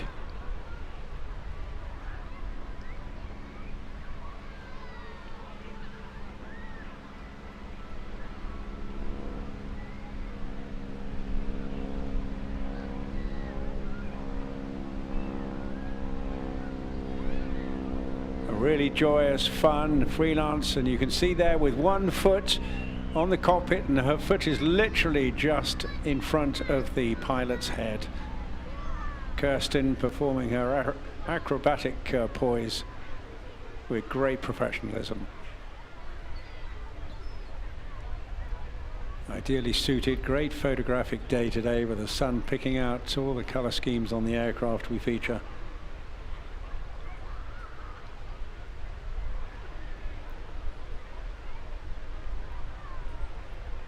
Now when they come in a bit closer, as Kirsten makes her way down into the cockpit, please make sure you give them a huge wave, won't they? This is just a fabulous barnstorming day and a great aerial entertainment for you as well. So what do you got? Mums and dads, boys and girls, hats, coats, umbrellas, ice creams, give them a great wave as she goes past, literally walking on the top of the wing.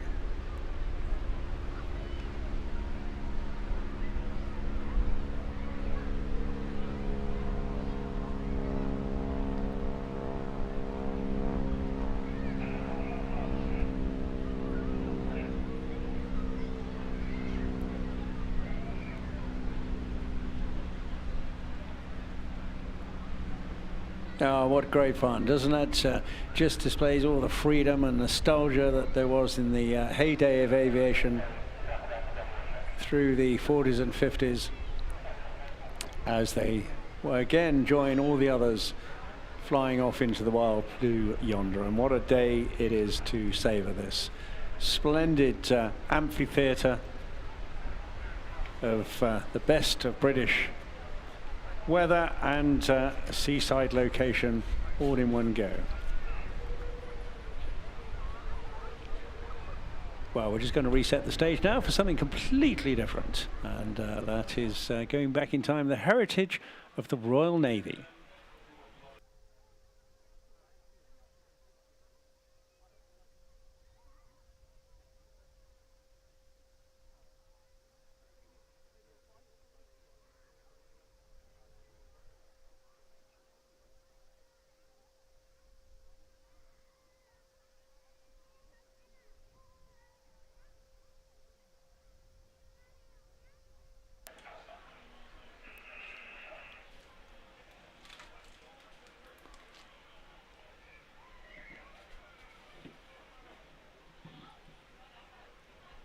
And as that bugle sounds, I hear on the radio the distinctive voice of Steve Daniels flying a unique helicopter. You perhaps don't get to see something like this all that often.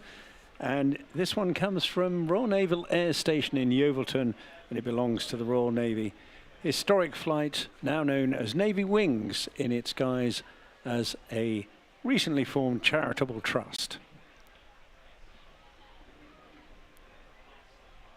The flight itself can be traced back to the early 60s, when a swordfish was donated by Westland's aircraft to the Royal Navy, and that led to the formation of a more extensive flight of aircraft, including the likes of Sea Fury,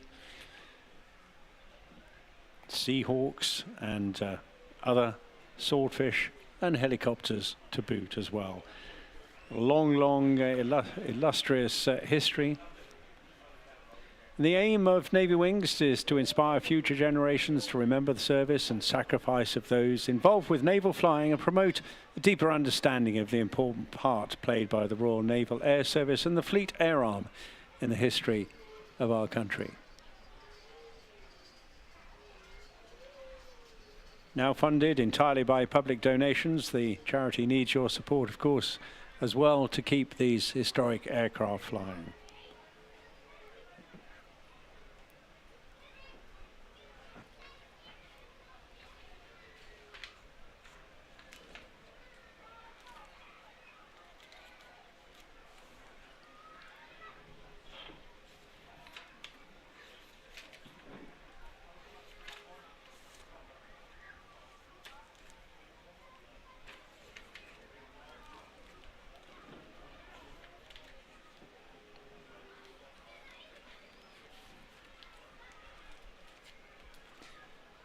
So if you look up to the left-hand side, you'll see a teeny little thing, which will hopefully grow a little bit bigger as it comes in to entertain us.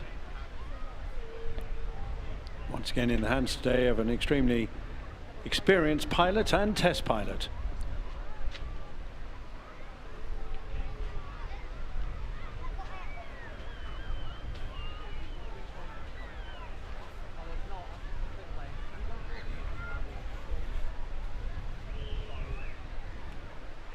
Steve joined the Navy back in 1976, rising to the rank of captain, was the commanding officer of 848 Naval Air Squadron, and had a marvelous opportunity when he got to train as a test pilot at Patuxent River, the US Naval Test Pilot School, before taking up test pilot tours at Boscombe Down and elsewhere.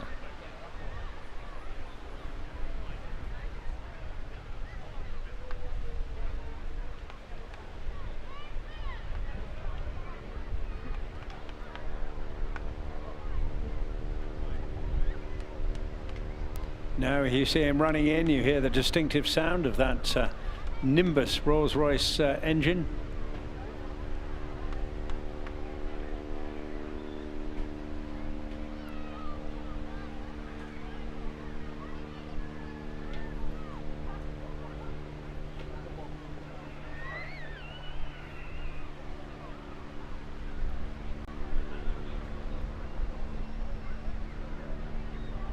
And you will see many helicopters around with skids on them. So this version in the British Army was the Scout helicopter, but here, being a seaborne helicopter, it had wheels which enabled its movement around the decks of the Royal Navy's ships. Please welcome Steve Daniels in the Navy Wings Wasp.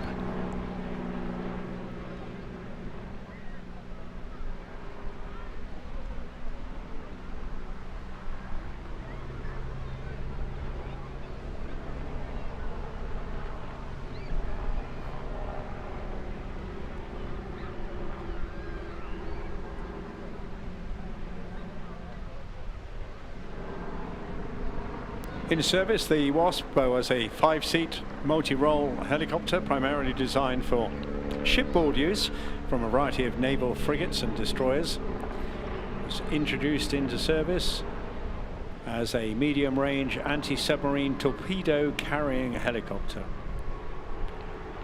whereby a ship or sonar carrying helicopter detected a submarine and then directed the Wasp onto the target to drop a homing torpedo or depth charge. A significant step forward for the Royal Navy.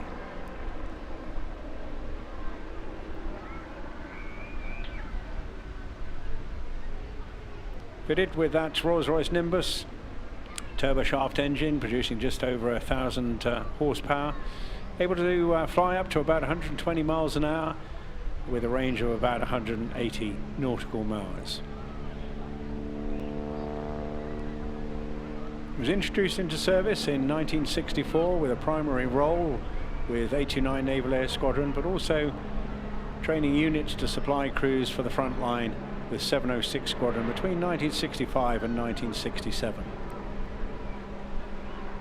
Effective as a submarine killer, it was best deployed with a Wessex or a Sea King, or indeed even a Royal Air Force Nimrod. Gosh, remember them, submarine hunters. Gradually replaced in the 70s with the introduction of the Westland Lynx. Steve puts it now through its nimble maneuvers, transitioning in a variety of attitudes. The aircraft saw active operational service when the war broke out with Argentina in 1982 and the invasion of the Falkland Islands. 7 reserve frigates and their helicopters were recommissioned for active service in the South Atlantic. The helicopter carried either 1 Mark 46 or 2 Mark 44 torpedoes, depth charges, SS-11 and later AS-12 visually aimed wire-guided air-to-air surface missiles. It was also equipped with flares and carried underslung loads, had a rescue winch, and with the bulges in its rear doors it could carry a stretcher in the medical evacuation role. So a true multi-role performer.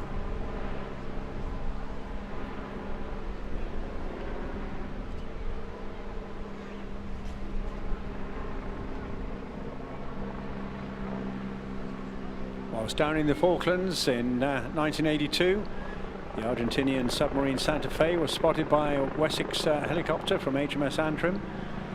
That attacked it with depth charges, and then HMS Plymouth launched a Westland Wasp, as you see here right now today. And also HMS Brilliant launched a Wessex Lynx as well. The Lynx attacked with the submarine, and the Wasp, involved with 2 other Wasps launched from HMS Endurance, fired AS-12 anti-ship missiles at the submarine, scoring hits, as a result of which the submarine was badly damaged to prevent it from submerging. The crew eventually abandoned the submarine, leaving it on South Georgia.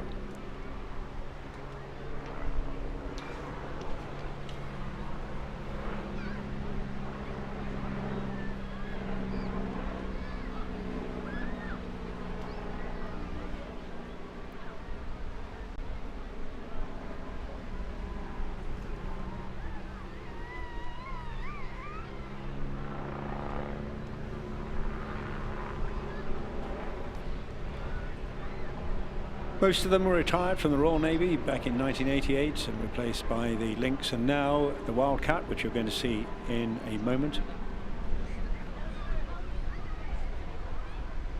They've served with other navies as well around the world, in New Zealand, South Africa, Netherlands, Malaysia, Indonesia and Brazil. Generally a crew of just 1 pilot plus 1 air crewman who acted also as the weapons missile aimer as well, but it could carry 4 passengers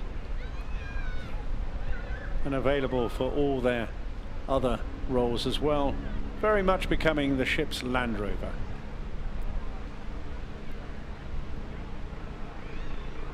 Coming into the centre now, opportunity for you to give Steve a wave, as he'll give you a little nod.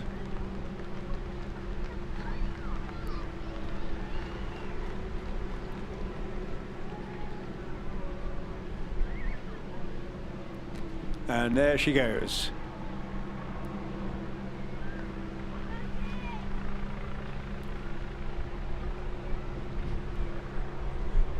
Really excellent, very agile, very robust, very strong. In its army version, we very much called it a soldier-proof helicopter, this.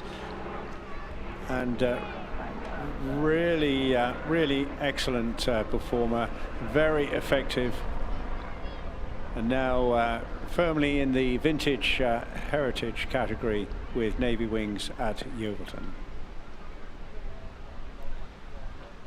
Well, just 1 more to go in this second act of the afternoon, and we're sticking with the Royal Navy because coming up yet another treat in the form of sadly just 1 Black Cat, but one's better than nothing.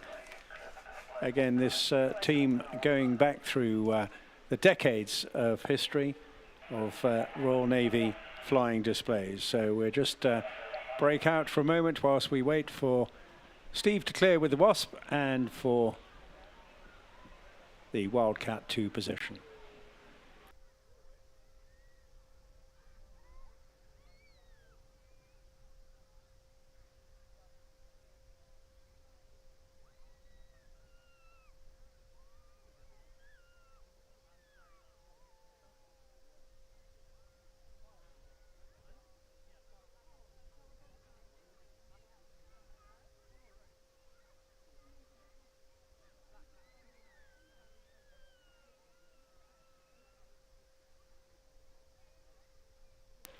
Just a couple of reminders, please. Absolutely no flying of anything anywhere around the site of the air display, whether it's flags, balloons, kites, and certainly not drones. Thank you very much indeed. If you'd like to pack those away, particularly the drones, leave them in the car, as you may well get prosecuted if you were to fly one of those. And remember, once again, although that's a lovely, fresh, cool breeze out there, sun's still very, very strong. So please make sure the children in particular got hats on and plenty of sunscreen, and drink plenty of fluids as well. There are refilling stations around the site. And if you haven't picked up a program and a site plan yet, I urge you to do so. The program's certainly worthwhile for knowing everything that's going on both in the air and on the ground, and the concert program. A lot of activities, absolutely splendid festival here at the English Riviera show this year. But alongside the program sellers will be a site map as well, outlining the zoning that we have, and you can see it's a little bit constrained with the sea defence works going on, so please be cautious of where you happen to put tables, chairs, umbrellas or little tents and things like that, please, just to allow everybody free movement around the site as it gets very busy.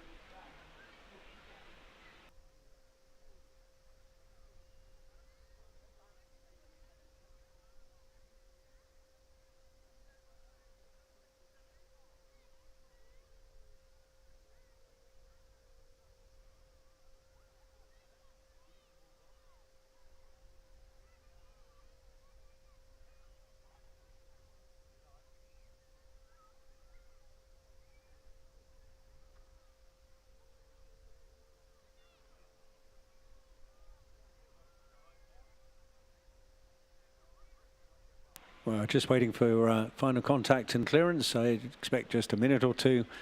And this, of course, a quantum leap in power and performance, and of course, otherwise also operational capability as well. A big leap up, having flown the Lynx for many years, the Wildcat, perhaps looking like a derivative, but it's really very much a different airframe, and carrying a vast array of sensors and weapon opportunities as well.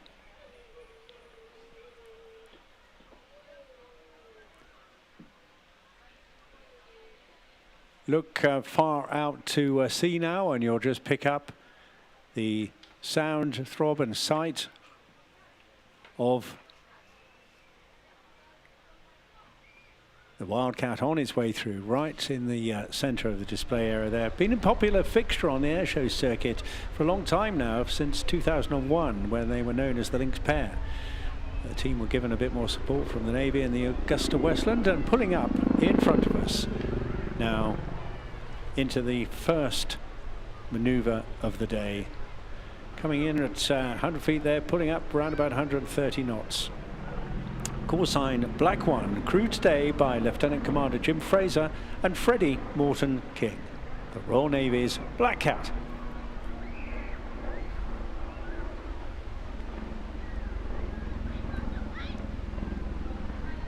The team have won several awards over the years, and been requested to display at many, many air shows, but military demand and requirements, certainly at this tricky time of year that we're having, being drawn all over the world on various duties to protect the UK's national interest.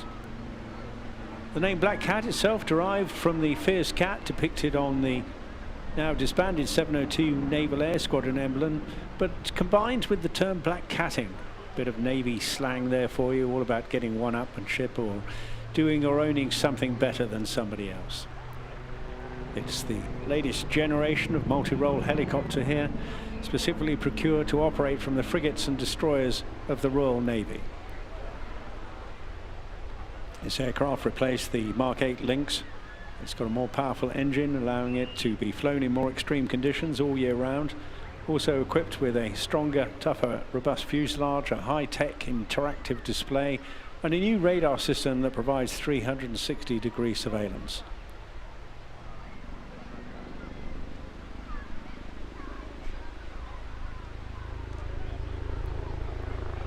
Operating from frigates, destroyers and aircraft carriers, it gives commanders a fast, flexible and heavily armed aircraft that can find, track and strike threats in the air, on the water and also below the waves.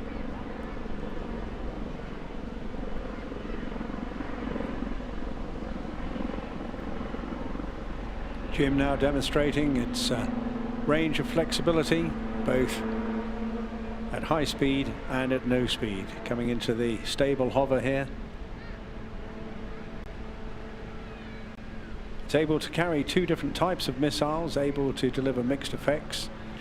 A Martlet, or laser guided missile system, and also the Sea Venom, a guided anti-shipping missile. Together with the aircraft's sophisticated sensor suite, they provide a potent maritime strike capability, delivering lethality from Royal Navy ships at sea. Massive windscreen full of sea there as he dips the aircraft directly at the sea, pulling out from the dive.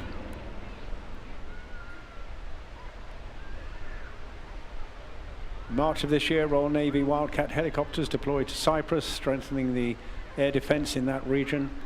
And they were equipped with the Martlet missiles, providing valuable anti-drone capabilities, protecting the island.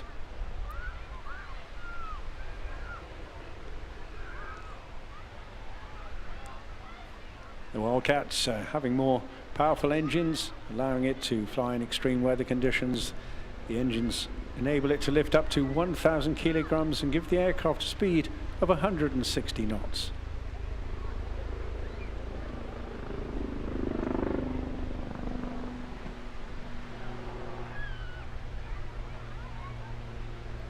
The Maritime Force itself of Wildcats comprises of 825 Naval Air Squadron, 815 Naval Air Squadron, simulators and the headquarters element as well that supplies the aircrew engineers and aircraft mounted on the ships.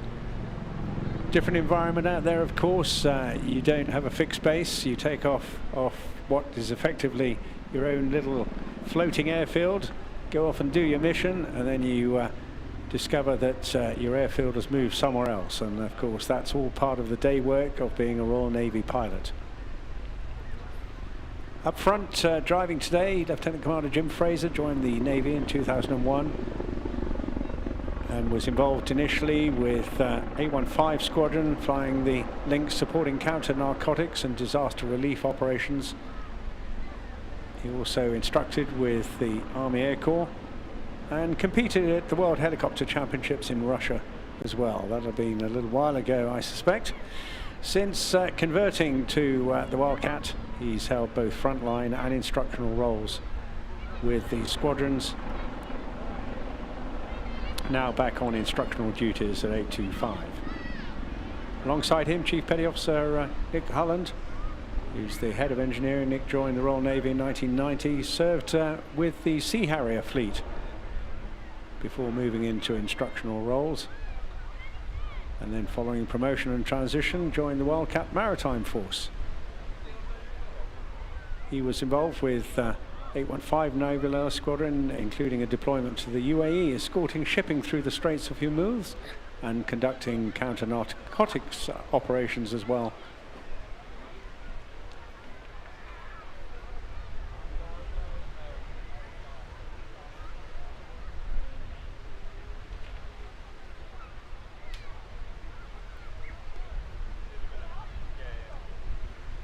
Coming towards the end of their display now. Don't forget to, they'll give you the opportunity to give them a big wave off as well. And it's great to have your participation, just to show your appreciation for these guys giving up their weekends, already on a busy operational turnaround from their base at Yeovilton.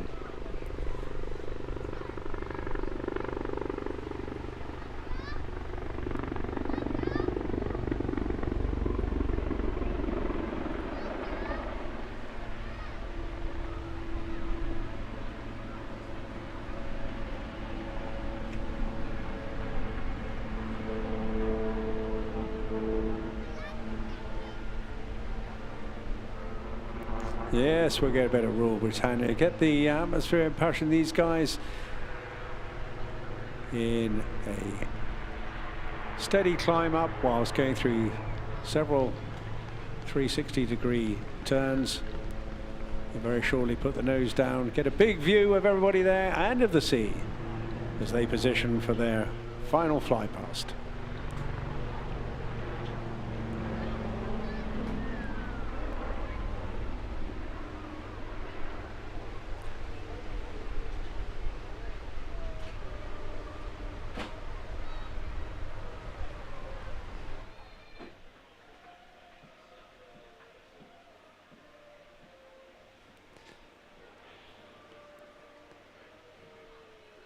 Conducting a graceful wing over at the far end there. Take one more flight down the fly line now and come on, just give them all a massive wave, won't you? These young guys on duty pretty much most of the time and on standby for operations as well. The Royal Navy Black Cats.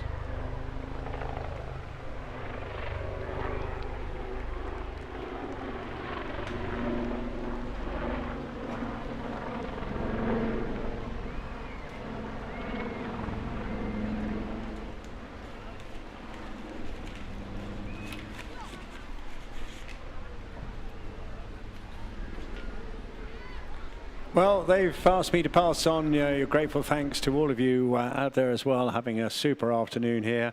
And they'd like to give our thanks also to the team that supports them back at their base in Yeovilton, who keep them flying. And we hope that you've all enjoyed watching that. So you hear them crackling in the background there as they sign off, as they continue to promote the ongoing work of the Royal Navy and the Fleet Air Arm. Lead, fight, win.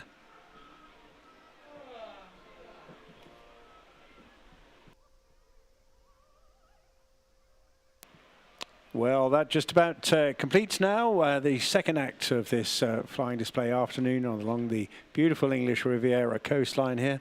We'll be taking a break of about an hour, and music will be breaking out on the stage. A good chance for you to top up your teas and coffees, get to know the rest of the site, go across to the middle green if you wish, and go through the trading village and also chat to all the military teams that are across there, or just get yourself some of the street food before we go into our final sector of day 2 of the English Riviera Airshow.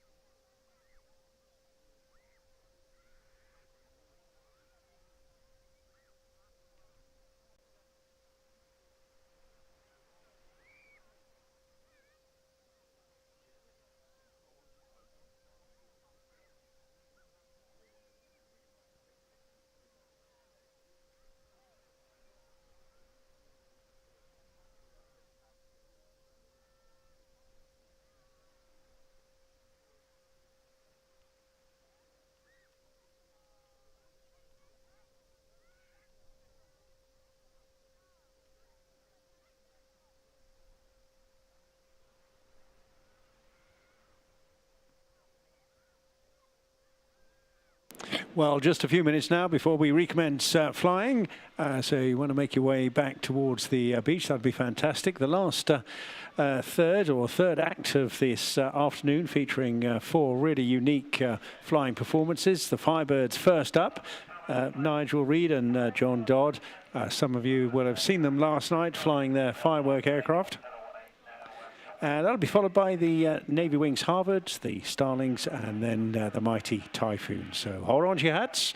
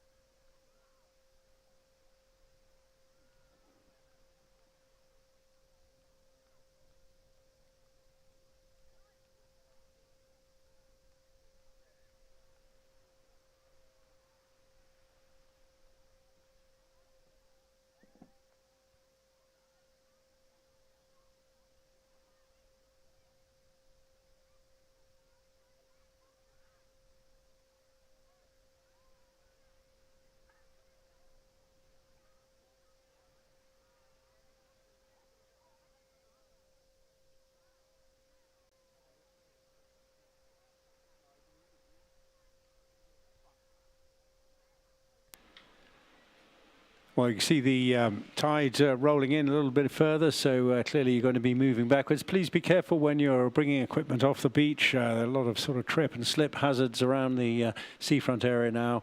And first of all, thank you everybody for bearing with us while the sea defence work is still continuing there, obviously, and getting around it all. It's been a terrific couple of days already, and we hope you're all having a great day out there. Keep the kids hydrated, sunscreen, all that sort of thing. And once we start flying, of course, absolutely no flying of any articles, whether it be flags, balloons or hats. And definitely no drones. Thanks very much indeed. Okay, well, you can hear the chatter going on behind me here in my little cabin. And that's the sound of Nigel Reed, who's going to be leading in with the Firebirds very shortly. Smoke coming on. And here they come. Look, you're right out to sea. They'll be pitching up. Ladies and gentlemen, the Firebirds.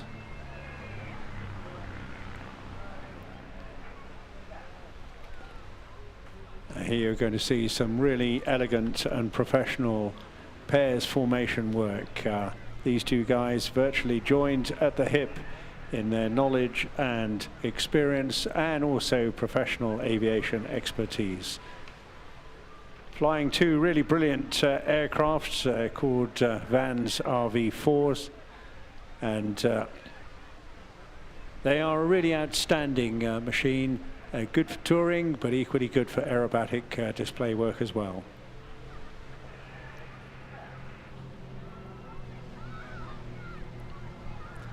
No lights today. They're still there, of course. Last night we had the most beautiful evening with these neon lights flashing on the side and then fireworks. They're going through the same performance. You'll be able to see the actual flying professionalism and the beautiful shapes in the sky a lot better today. And with the sun behind us, just picking them out brilliantly well. One of the most successful range of home-built aircraft ever in the world by a very, very long margin. Well over 10,000 of these aircraft flying, and in many, many different variants as well. You can build this in your backyard pretty much and tailor it to suit your own flying ambitions. Nigel and John Dodd actually acquired these from the previous owners, Andy Durston and John Gowdy, otherwise known as the Fireflies, who got this genre working. Both of them still in flying displays, but mainly now in the warbird community.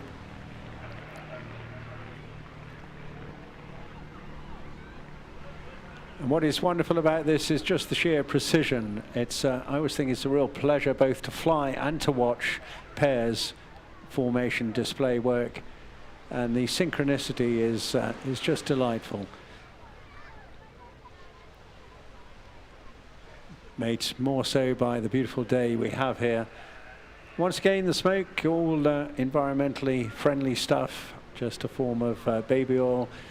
And not just for your aesthetic design, but also for safety. When the aircraft split apart, it's a great way of just reconnecting and also deconflicting your flight paths as well.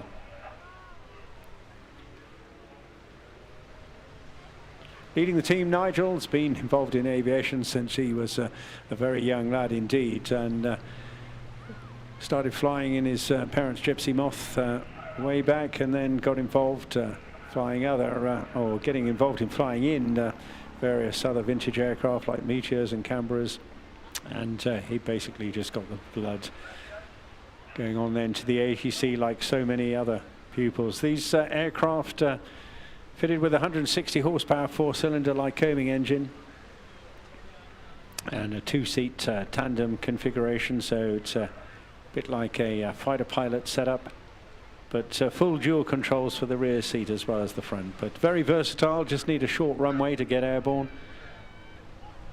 but can cruise at 160 miles an hour with a bit of spare room for some luggage as well.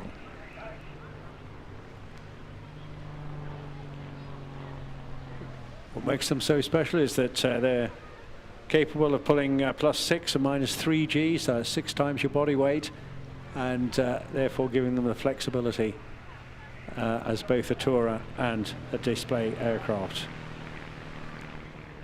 These aircraft modified, but primarily for their night pyrotechnic shows, but not fitted with inverted fuel systems, so they've got to keep the positive G loading on as much as possible to ensure the engine continues running. In the other aircraft, we've got John Dodd, comes from Scotland, got in a sort of tricky route. He was into model flying for many, many times, but he also joined the ATC as well, went on to study electrical engineering, but actually started his career as a scientist for the Ministry of Defence before leaping into the cockpit again and flown a massive range of different aircraft. In fact, between the two of them, literally thousands and thousands of hours, and an awful lot, a massively wide range of different genres of aircraft as well.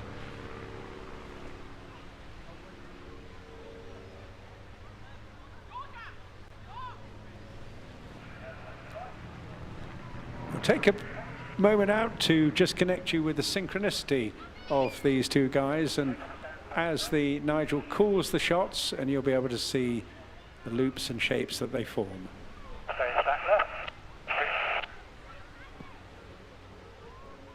And the aim is for Doddy to replicate every single control input that Nigel's putting in, so that they smoothly fly exactly the same motion, same distance, whilst remaining in close formation. And as they do that, the G comes slowly on.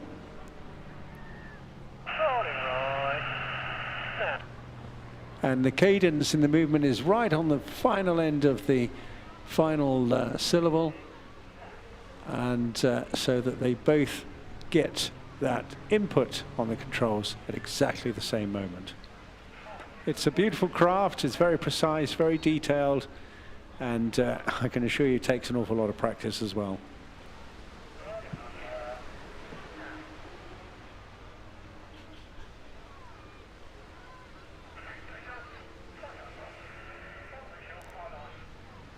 You may have just picked up them calling visual there. That's where the smoke helps pick them up as well. Of course, these white aircraft can be tricky to see. Over the top there, they're hanging in their straps. They look back over their shoulders, though, as they complete.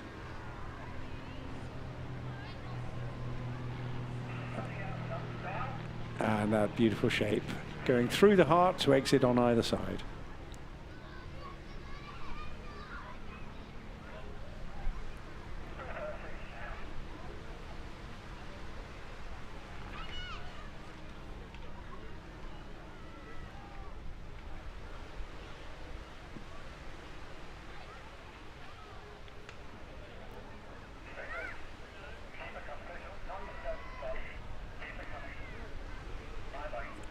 Again, using the space, not too much of a drift, so they don't have to correct too adversely, but again, they do need to have visual sighting and references and tally, as we call it, on each other. Really lovely. Putting in a quarter turn there, we know as a quarter clover in the business, and gracefully putting underneath.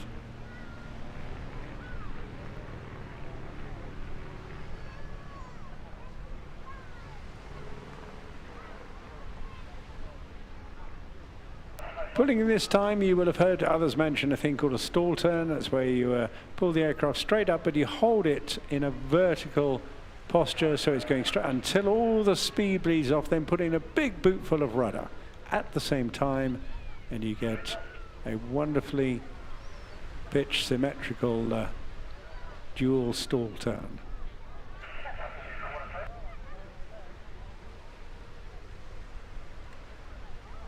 Coming in now for another one of those little quarter clovers. They'll pull up, and at the top they're just putting a little 90-degree twist. Here we go. And there's the little turn going in as they get up towards the top.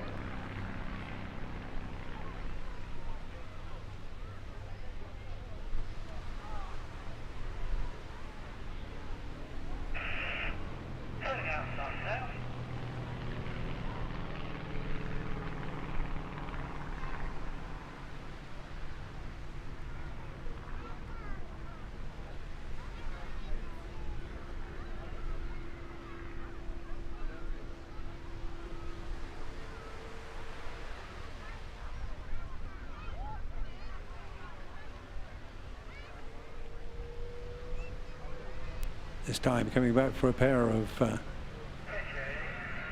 synchronistic loops, and again very steadily pulling in that G.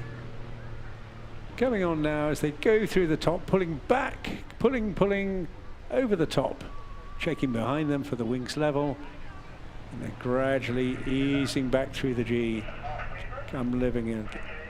Again, pulling this time up for a half Cuban. They pull up as if they're going into a loop, and then just as they go over the top, put through 180-degree movement on the stick, and here they go, rolling to their sides and coming out back in level formation again.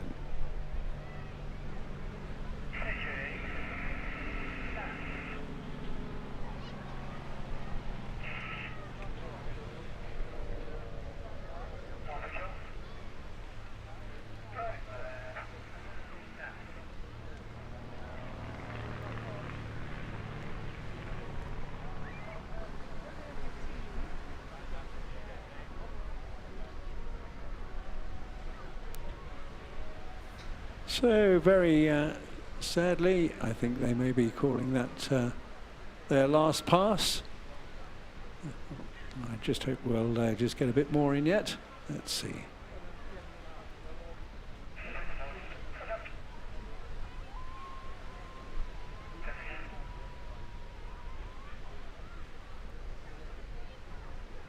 Yes, I didn't think they completed. Knowing this routine, I've seen it many times.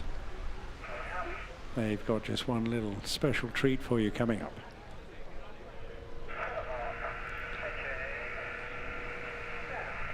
So pulling up this time into the Firebirds' heart, an opportunity to smile, grab your partner, give them a wish, whatever, give them a hug, and this beautiful day that you've been having out here at the English Riviera Airshow.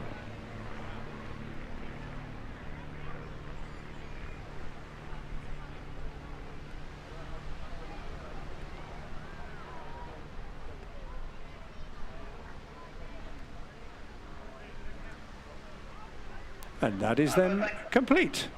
Brilliant stuff.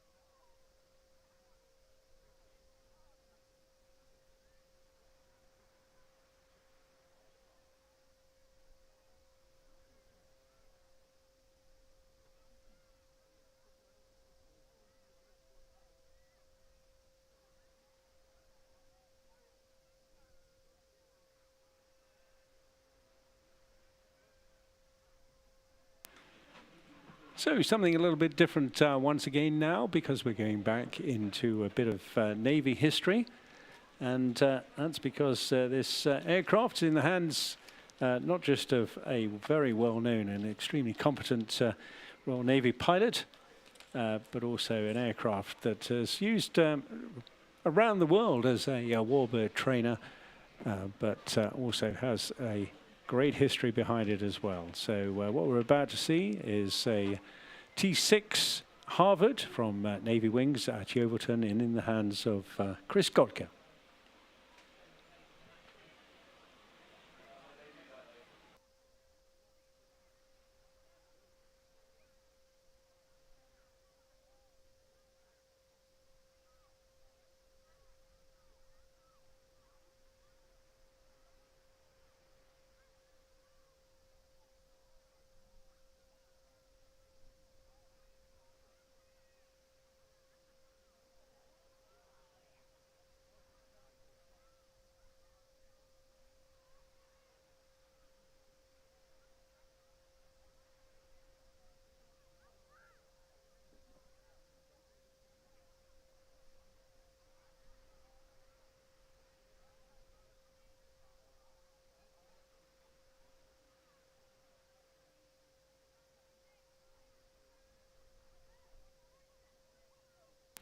These aircraft have a very long and varied history, going back to the mid-30s.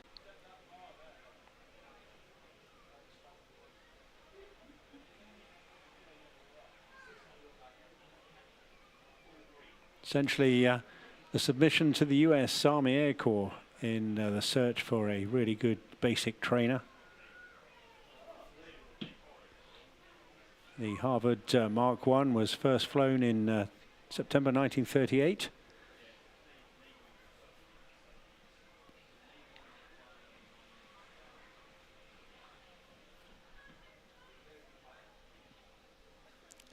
We're just waiting now for final clearance.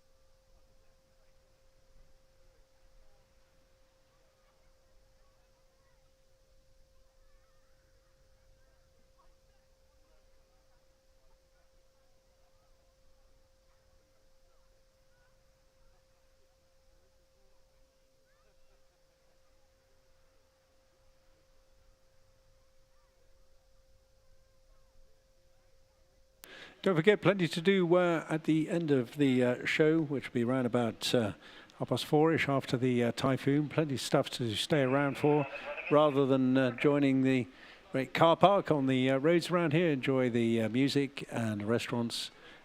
And I hear on the airwaves Chris just calling that he's running in and he's been cleared to display.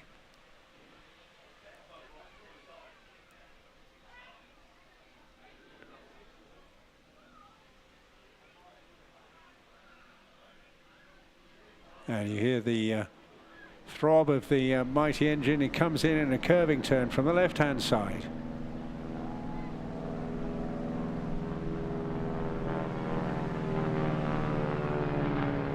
It's fantastic, making an immediate presence with that Pratt & Whitney R1340 Wasp radial engine with 600 horsepower. Marvelous machine.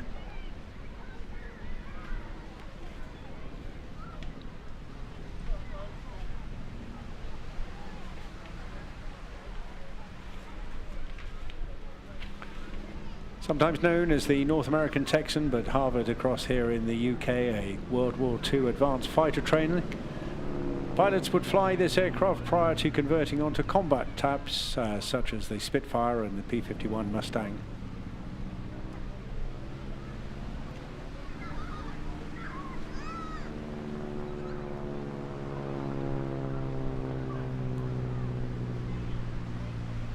able to be fitted with 3 7.62 machine guns, could cruise up to 170 miles an hour, and a range of about 750 miles with a service ceiling just in excess of 20,000 feet. You can see it looks and feels a very strong and robust aircraft, ideal for the training world, but also able to be used in conflict environments as well. There are over 17,000 of these types, either as Harvards built for the British and Commonwealth Air Forces, or with a deck hook for the US Navy, or the T6 as it was known, the Texans, for the US Army. This Harvard is the US version of the entire family, dating back to the late 1930s. Firm favourite with many pilots, a considerable number of aircraft still flying, both here and across in the USA, displaying solo or with formation teams worldwide. In the hands of Chris Gotka today, extremely well-known display pilot, but also accomplished Royal Navy pilot, fast jet, and also a test pilot. Was part of the workup team for the F-35. Leading member of the Royal Navy Historic Flight before its conversion to a charitable trust.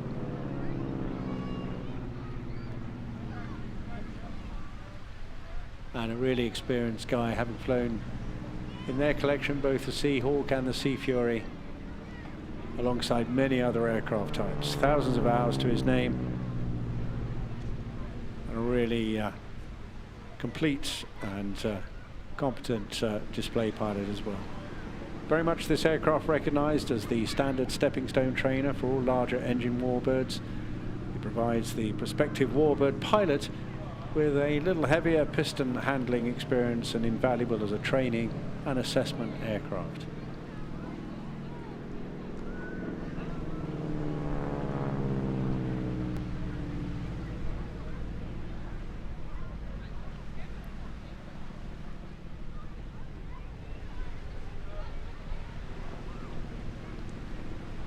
A very difficult conversion if you're it's a stepping stone if you're wanting to fly a warbird, particularly if you've been a past helicopter pilot perhaps, or a jet pilot. Very much an acquired taste, having a little wheel at the back, the tail wheel, but also having a big powerful piston engine in the front, requiring a lot of management. Hence used an invaluable member of the inventory in a fleet that has things like the Swordfish and the Sea Fury.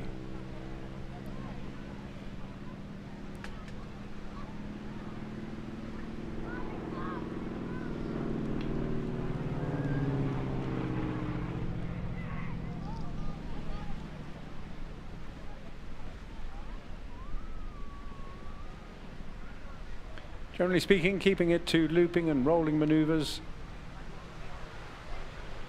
because even with 600 horsepower, it still lacks the power of what would have been a frontline fighter in the class of the Mustangs and the Spitfires.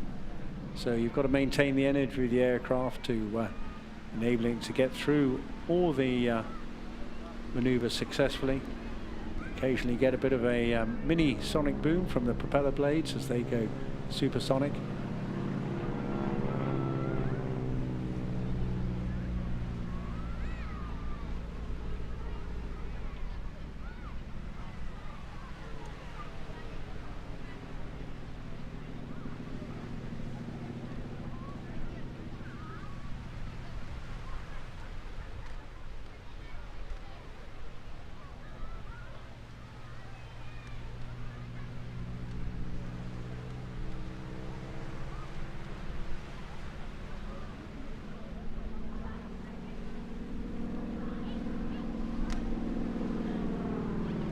Yeah, it's got a tremendous sound, hasn't it? It's got a real presence. Big, chunky machine, definitely in your face. It's wonderful stuff. Can be a bit twitchy on the runways with a reputation for ground looping, and teaches the pilots to note the slightest movement in heading and correct it immediately before becoming a problem. supercharged with a constant speed propped, retractable undercarriage.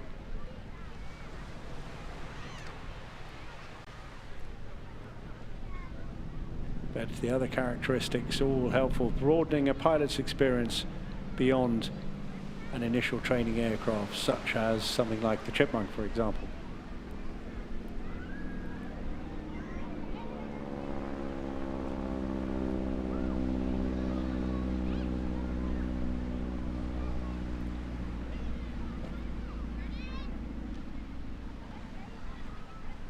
Much of the training is often conducted from the rear seat of these as well, to give a perspective much closer to flying the bigger, more powerful warbirds.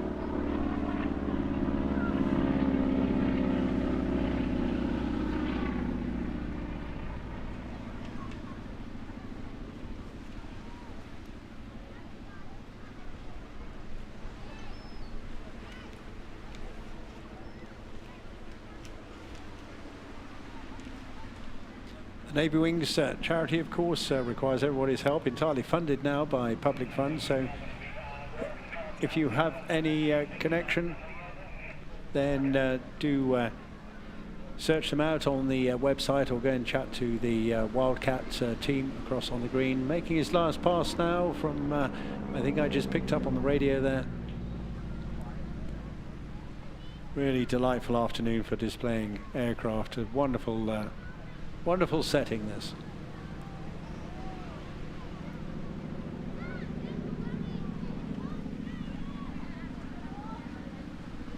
So you know what to do. Hats, coats, umbrellas, hands.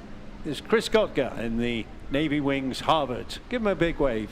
There he goes. He's giving you a wave as well. Well done. Superb bit of flying once again from Chris.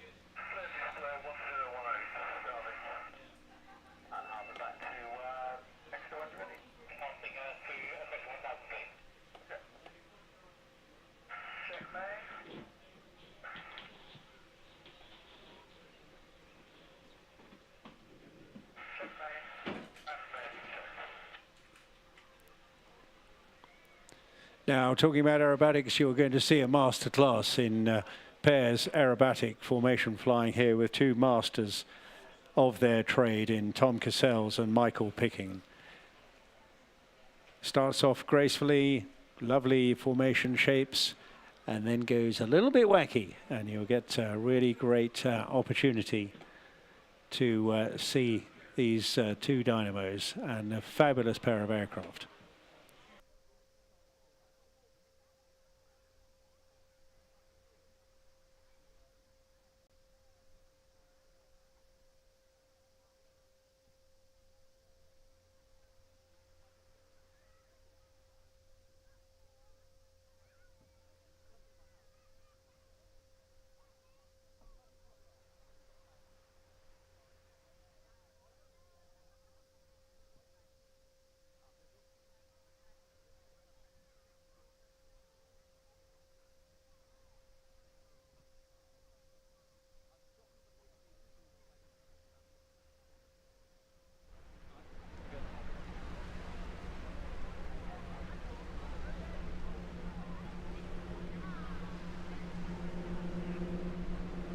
So here they come in off the high on the left-hand side. Please welcome the Starlings Dynamic 2 aircraft aerobatic display team, formed back in 2021, performing what I think you'll see will be a high-octane close formation aerobatics, rolls, sloops, torque rolls, gyroscopic tumbles, formed here by two highly decorated former British aerobatic champions.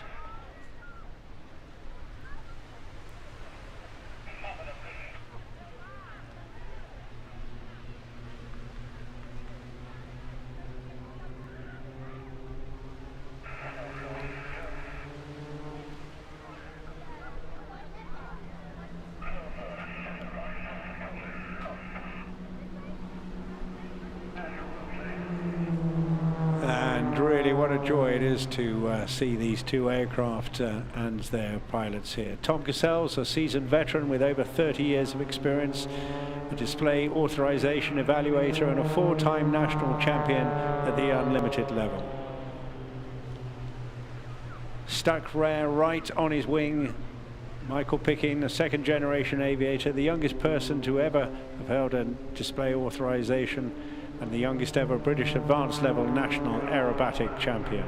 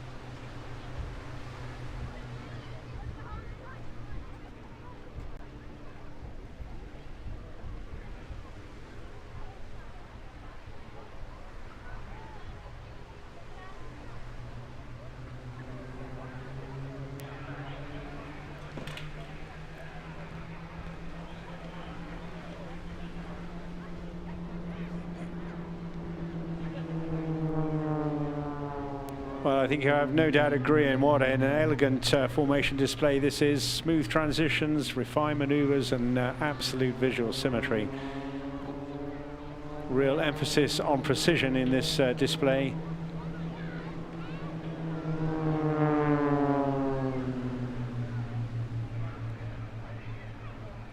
And I apologise for interrupting this, but would Mark and Chloe Sayers, please go to the information tent. Mark and Chloe Sayers, thank you.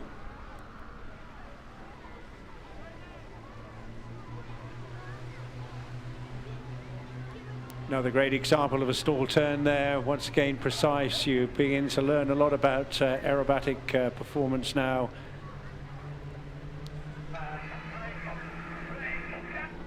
And what a fantastic break.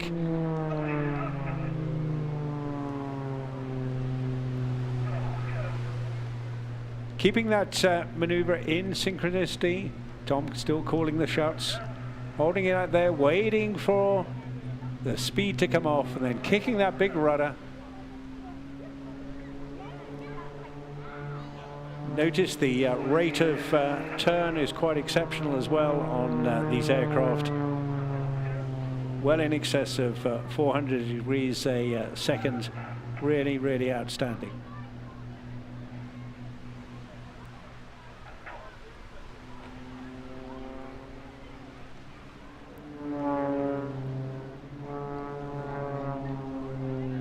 Very shortly they'll break apart, give an opportunity for each to show their own skill set.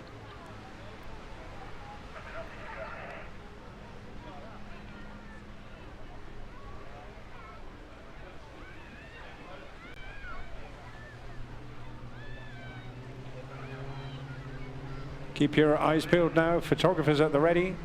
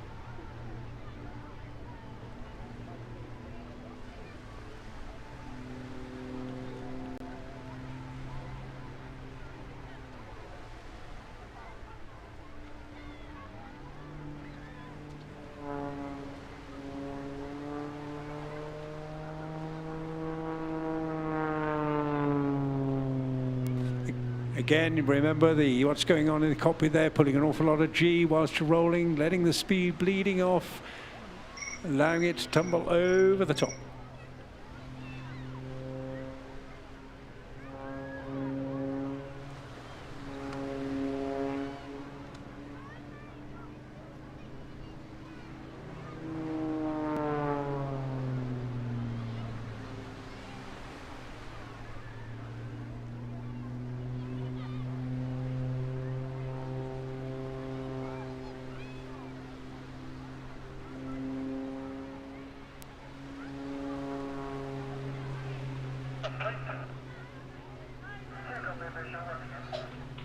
So there's Tom having given you his taste of individualism.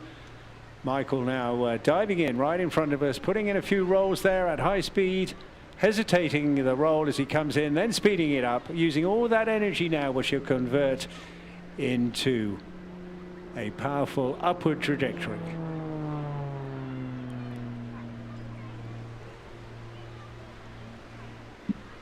Rolling first one way, then the other, putting over the top, hammerhead style. Coming down at great speed now, once again, putting in the rolls, converting that height into more energy. Snapping the G on. There's a lot to cope with when you go from 0 to suddenly you're putting 5, 6 G. And you're spinning the world around you as if you're in a tumble dryer.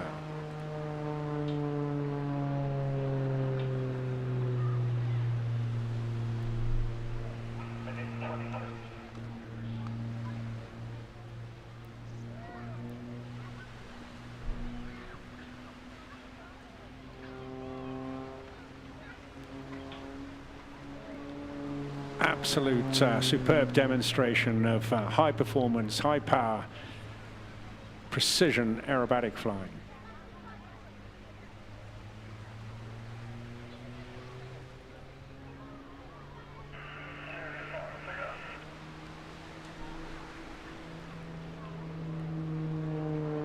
Michael was just 23 when he became the youngest ever British Advanced National Aerobatic Champion.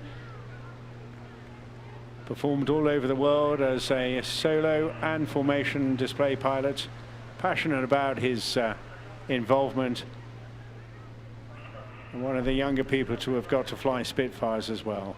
He's flown over 50 different types of aircraft, all the way from gliders to airliners, and an active commercial pilot on the Boeing 757 and 767 series of aircraft. Watch now as Tom rolls the aircraft inverted. Michael comes in, he remains inverted, hanging in his struts. As Michael comes in to join him from below, and then rolling around the smoke trail.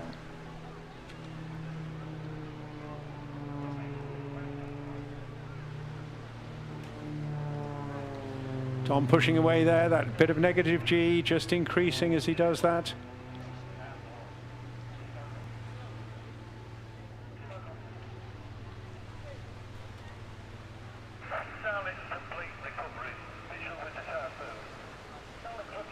And there is Tom just signing off, saying he's visual with another aircraft, which surprised me, and I know one you've all been waiting for. And of course, next up, the fabulous Typhoon. Hi guys, my name's Tom Nation and I'm this year's Typhoon display pilot, and I'll be displaying here at the English Riviera in the jet today. It's going to be my first display of the season, so very excited, and hopefully you guys will see some pretty dynamic manoeuvring and hear a lot of noise as well. So it's super exciting to be here and look forward to displaying in front of you all later on today.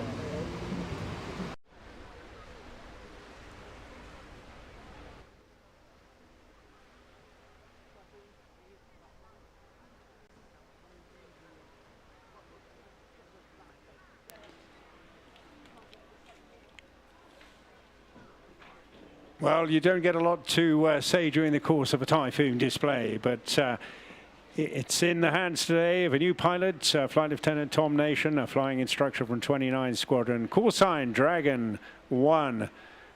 And this will knock your socks off as well, and taking you straight to the front line of today's Royal Air Force in a magnificent manner. The hugely capable and dynamic coming in at around 600 miles an hour. Get your seatbelts fastened.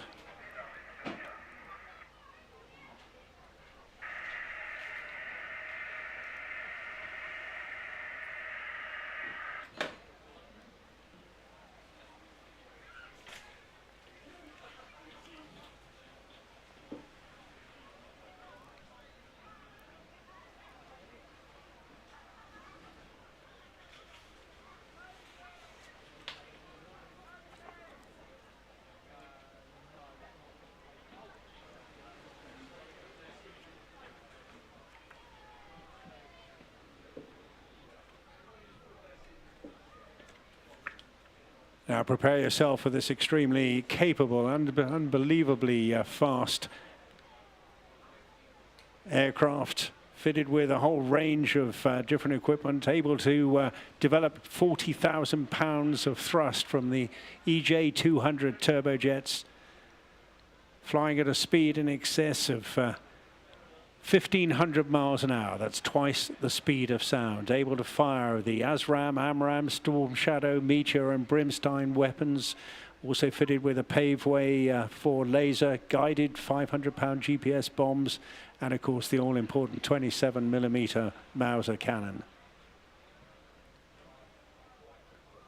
Flying routinely in excess of 9G up to minus 3G as well. This aircraft will not only display and hit you right in the face, but also with an amazingly small area. Hold on to your hats now as Tom brings it in at 100 feet at 600 miles an hour.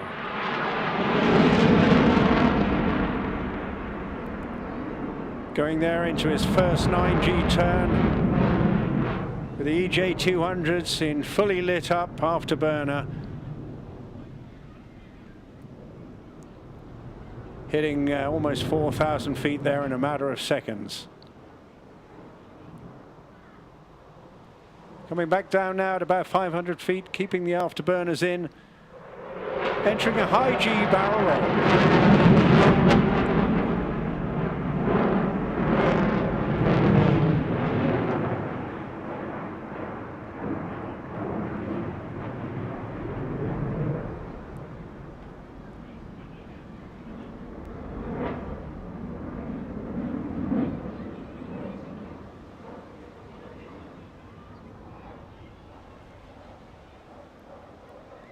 Coming in now, straight towards you, pulling up into a full loop, accelerating initially 400 miles an hour, then pulling back hard on the stick. Giving you a good sight of the underbelly of the aircraft there and the 13 hard points which carry that massive weapons load.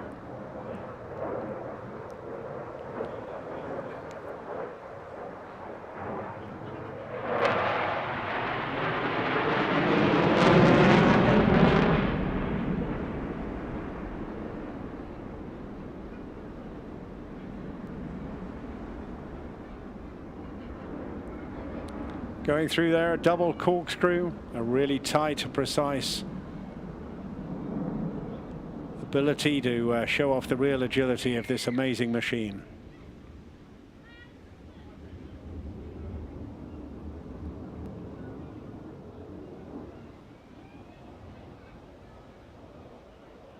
Coming back in now for the maneuver that Tom Sun declares as the Reuben maneuver. Back onto the crowd, rolls the jet through 450 degrees. And a little bit of inversion there as well on the way through.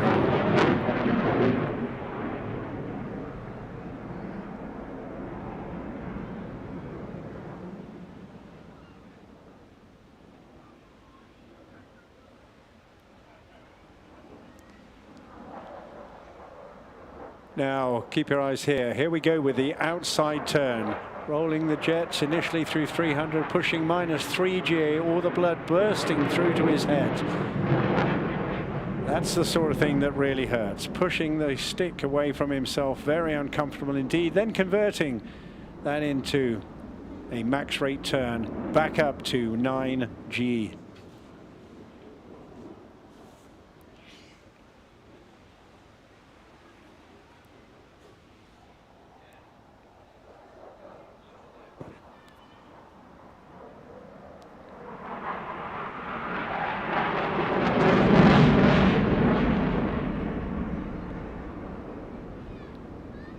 Tom, brought up in South Wales, joined the Squadron Air Cadets at 13, learning to fly with the Volunteer Gliding Squadron as well. Becoming a gliding instructor at just the age of 16, so you can see what a pedigree he has still at a young age as well. Went on to study aerospace engineering at Swansea, where he became a member of the Wales Air Squadron, flying the Grob Tutor that you've seen ably displayed today. Pulling up into a massive big looping maneuver.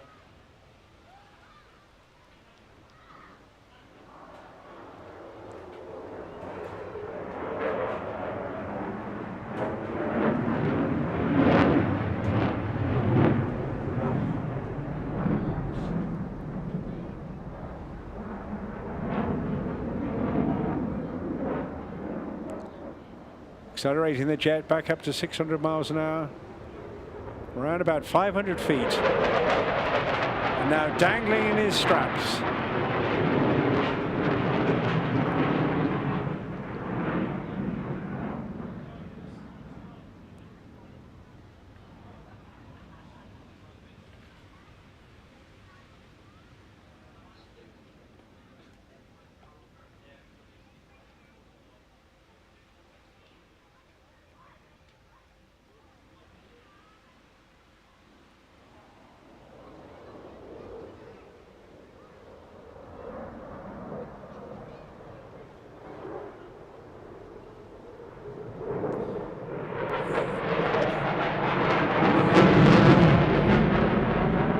See the reheat already still kicking in there, generating that 40,000 pounds of thrust back into another max rate turn.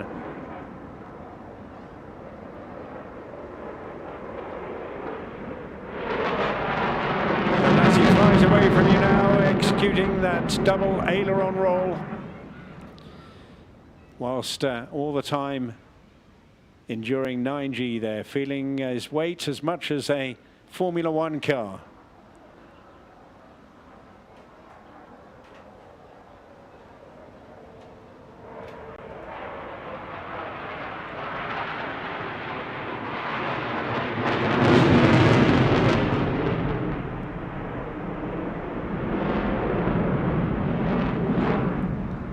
Chucking in the odd derry turn around the course of this circuit. That, of course, is where you feint as if you were going to go one way but pull out the other, and a very famous maneuver that is in fighting terminology.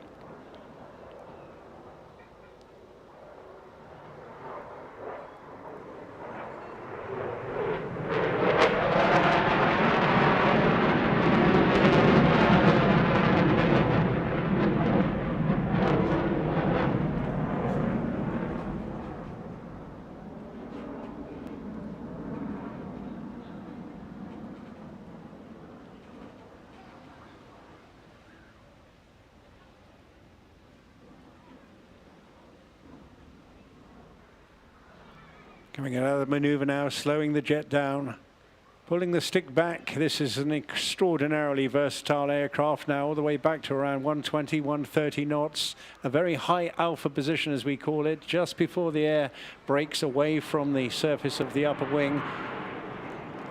But this is full of really clever computers. A little onboard voice there, barking Betty, just making sure that he never ever loses control. Almost impossible to do so.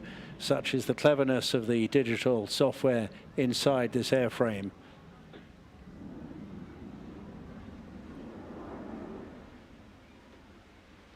Careful balancing there, all the way down the fly line between the thrust of the engines. A really, really superb maneuver. Very shortly he'll slam the throttles forward again to the max and developing that phenomenal power once again.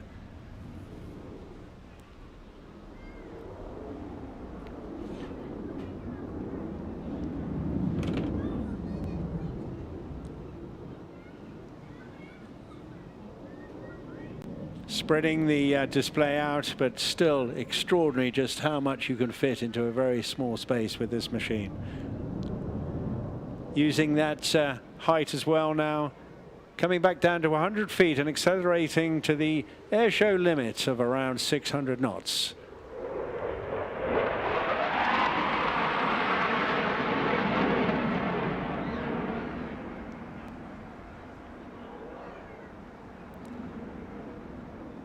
Keeping the jet low now, circling around at about 300 feet, about 500 miles an hour. He'll come towards you and then depart in the most fantastic manner. On the way up, and his departure, 3 vertical rolls to come in and be up to 10,000 feet in just a few seconds. That is Tom Nation in the phenomenal Typhoon display.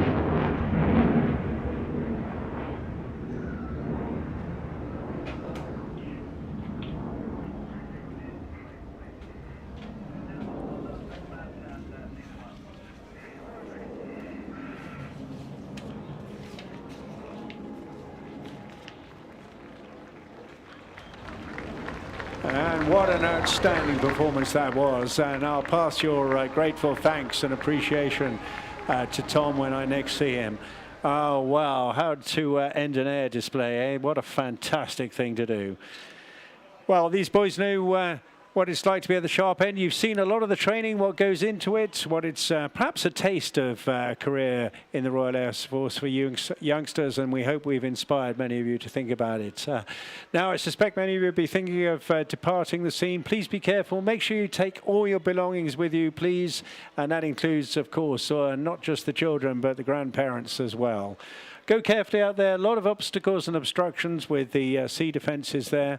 But what I'd advise you to do is just make the most of what's going on the green. That should be going on for a good few hours yet. We have a whole host of musical entertainment to come your way.